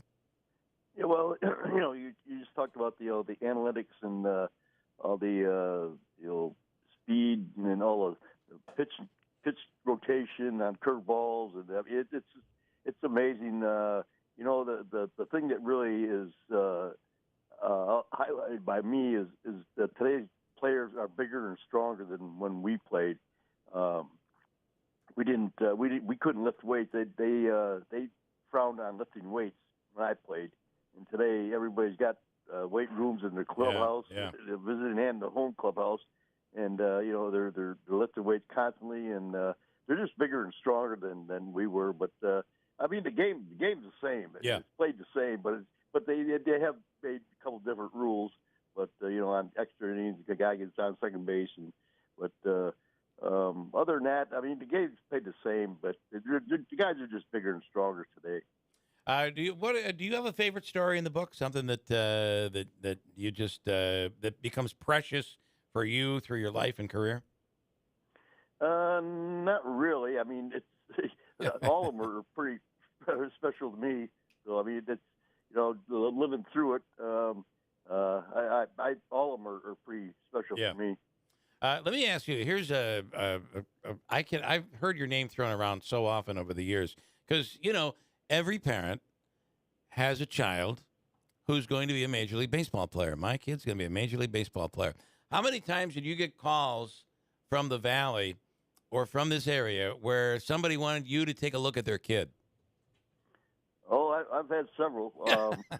It's just unfortunate that I don't live in the area. Right, right. But I've had several people call and what they want some advice. What should I do? And things that I said, well, just let them play. It's repetition. You got to do the same stuff every day, and sooner or later it'll stick. And you never know. You just got to keep trying. Yeah. We're speaking with Boots Day right now. The book is Boots Day, A Life in Baseball. He's from Ilion, and of course played several years and coach between playing and coaching and being a part of Major League Baseball. We're talking about a 50-plus year career. Joe Kalia wrote the book. Don Leibel wrote the story, and Manansky will ask the next question. We have a question from a listener, and Bill in New Hartford wants to know, Boots, how'd you get the name Boots? Oh, boy. I tell everybody it's a long story. It actually started when I was a baby. My sister gave it to me, from what I understand, and it stuck with me. Really, actually, a lot of people don't even know my real name. So, I mean, even in school, I was called Boots. My teachers called me Boots. And, Wow. I was never called my real name. So. What memories do you have of Ilion that are fond memories of the village? Well, just growing up and all of my friends growing up with and playing all the sports. Whatever sport it was, the season. Baseball, basketball, football. We played them all, and it was just being around all my friends, and we were pretty kind of close knit on Elm Street there in Ilion, and we were called the Elm Street Gang, and we had fun growing up and doing all the sports together. And Don, I'll give you the final question here. Yeah, but Boots was 18 years old when he signed with the Cardinals, but I did not know until I read the book how the Tigers also wanted to sign him. So at a very young age, he had people looking at him. But here's a funny thing: when you say Boots, he had a manager named Hatfield who they used to call Hats. So they used to say, "We don't worry about rainouts because we always have our boots and hats with us." That's great. Yeah, Fred Hatfield. Yeah. He's a piece of work, that guy. Joe Kalia, I before we go, just talk about the book and what people are going to get if they pick the book up, which is available all over and wherever you get your books, and certainly on Amazon. The book is, by the way, Boots Day: A Life in Baseball. Joe. So I'm sorry, sir. Just, what are you asking me? I'm asking you just to talk about the book and just give us a quick summary before we let you guys go. Okay. Well, it's in retrospect, I may have gotten carried away with a number of pages, but I just kept finding things that I thought were fascinating and somebody might want to know about. So it takes Boots from it doesn't start when he was born, but pretty close to it. And, it takes it right through to his retirement. And I would mention that whenever you write a book and bring closure to it, you find out something afterwards you wish you put in there. And since that book was written, Boots, you can correct me, he's been inducted into the, I think it's the Indiana Hall of Fame, and there's another one, too, that he was inducted into since then. So Boots is in about a half a dozen Hall of Fames of one kind or another. So, you could never write something and bring complete an ending to the story because he's still there and it's still going on. He goes back for spring training with the Evansville Otters. So he hasn't stopped yet, even though he's supposedly retired. And, the book just spans his life, and it's like a travelogue. He was all over the country. And, again, the levels of baseball that he had got involved in is amazing, really, the different things he's done. Yeah. And for me, as a baseball fan, the fact that he walked with many of the giants of the game, to hear the stories about Bob Gibson and Tom Seaver and people that he knew, it's just amazing, really. And I enjoyed writing it and talking to Boots as much as anything. And the book is Boots Day: A Life in Baseball. I'm going to ask you one last quick one. A quick one. This comes from Jim. Boots, I'm going to pick up the book. How do I get it signed? That question comes from Jim. Will you be in the area for a signing? No, but I mean, you could send it to me in my where I live, and I'll sign it and send it back to you. All right. Excellent. Do a little research. You'll find it out. Boots Day, Joe Kalia, Don Leibel. Gentlemen, thank you so much. And you can read all about it. Don does some great writing up on our website at WIBX950.com. And pick up the book as well, Boots Day: A Life in Baseball. Guys, thank you so much. Thank you, sir. All right. Have a great day. And away they go. You have to have a quick break? No, go ahead. Okay, I want to go to John Decker, who we'll wrap up here this morning. John Decker is the chief White House correspondent with Gray TV, and there is so much happening right now. John, good morning. Thanks for coming on.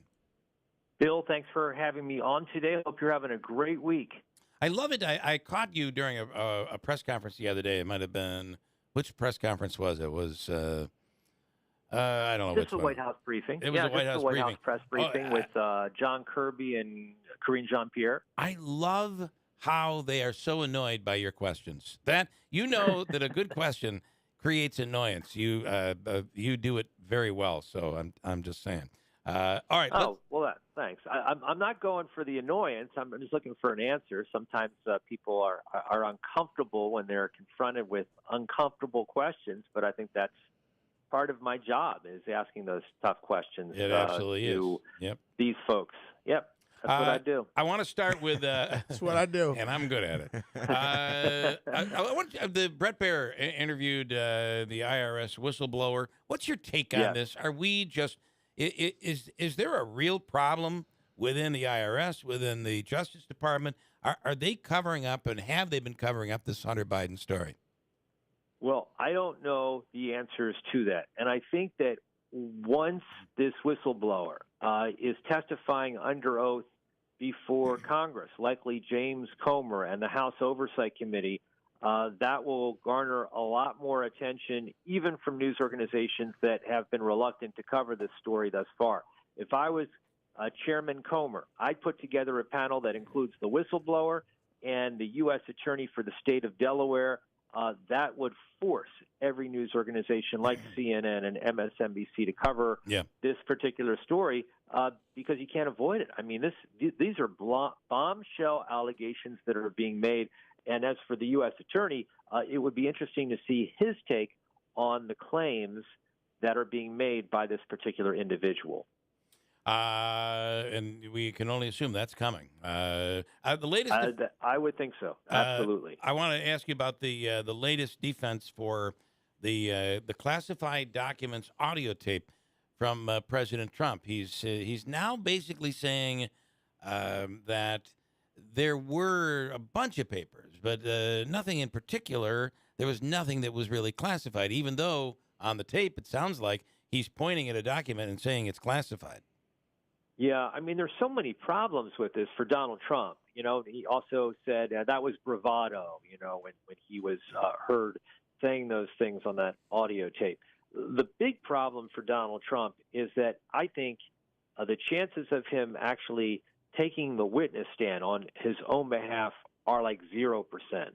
And it's just very difficult for his defense team to get these various excuses entered into the record if their client is not taking the stance. So there seems to be, some PR type of defense that they're running, but it's not the kind of defense that you would run in a courtroom if you want to win your case and get your client acquitted. And it doesn't help matters when Donald Trump continues talking about this case, because anything that he says in these interviews out on the campaign trail can be used by the special counsel, the prosecutor, in terms of prosecuting this case against him. I'm not sure everyone knows, but John Decker is the only attorney in the White House press corps. Upcoming Supreme Court cases, some big ones coming up. What are you looking at?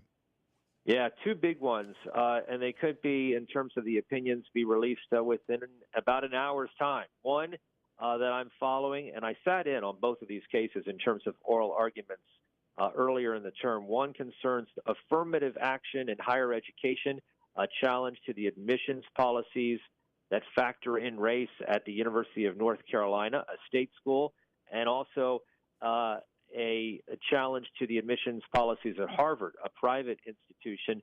And this is a conservative court bill, and a 6-3 conservative majority. This issue's come before other Supreme Courts before, but I think that this Supreme Court is more likely to chip away significantly at those programs, if not do away with them altogether. And that would have an impact not only at UNC and Harvard, but also at every school across the country, every SUNY school as well, in terms of schools that take into consideration race as a factor in putting together their freshman class. So that's one case that could come out a little after 10 a.m. this morning. The other one is a case concerning the Biden administration student loan forgiveness plan. To me, sitting in on that particular case, I think it's obvious to me that that's going to be ruled unconstitutional by this conservative court, and we'll see how that all comes out in perhaps a little bit later, this morning. Possibly today. All right. John, as always, we appreciate it. We'll do it again next week. Have a wonderful day and a great weekend. Thank you, Bill. Have a great 4th of July weekend. Yes. And I'll talk to you real soon. Thanks Bye-bye. so much. You do the same. John Decker from Gray TV. Listen, River Hills Properties, fastest growing real estate company in Central New York.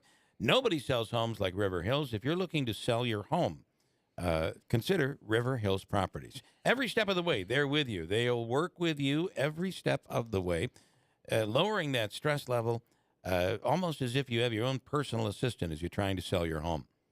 Call today and schedule an appointment, 315-896-1009, 315-896-1009, with offices in Barneville, Little Falls, and Utica. It's River Hills Property. Nobody sells homes like River Hills Properties. 315-896-1009. All right, WIBX Utica Rome. News coming up. Brian Kilmeade coming up in a moment as well on WIBX. Stop! School bus drivers needed.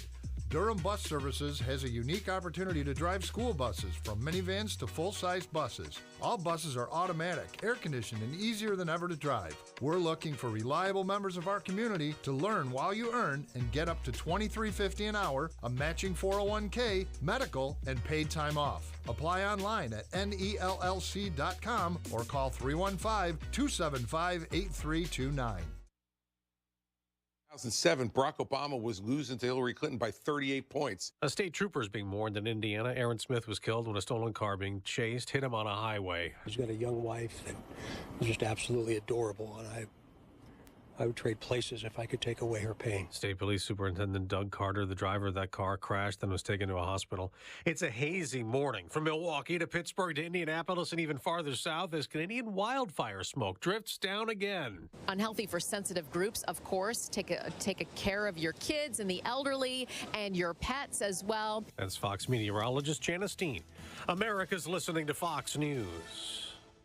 When a service member or first responder dies or is catastrophically injured in the line of duty, who's there for them or the families left behind? Who's helping our homeless veterans and our nation to never forget 9/11? The Tunnel to Towers Foundation. More than 95 cents of every dollar donated to Tunnel to Towers goes to its programs. Never forget the sacrifices of our country's greatest heroes. Donate $11 a month to Tunnel to Towers at T2T.org. That's T, the number 2, T.org.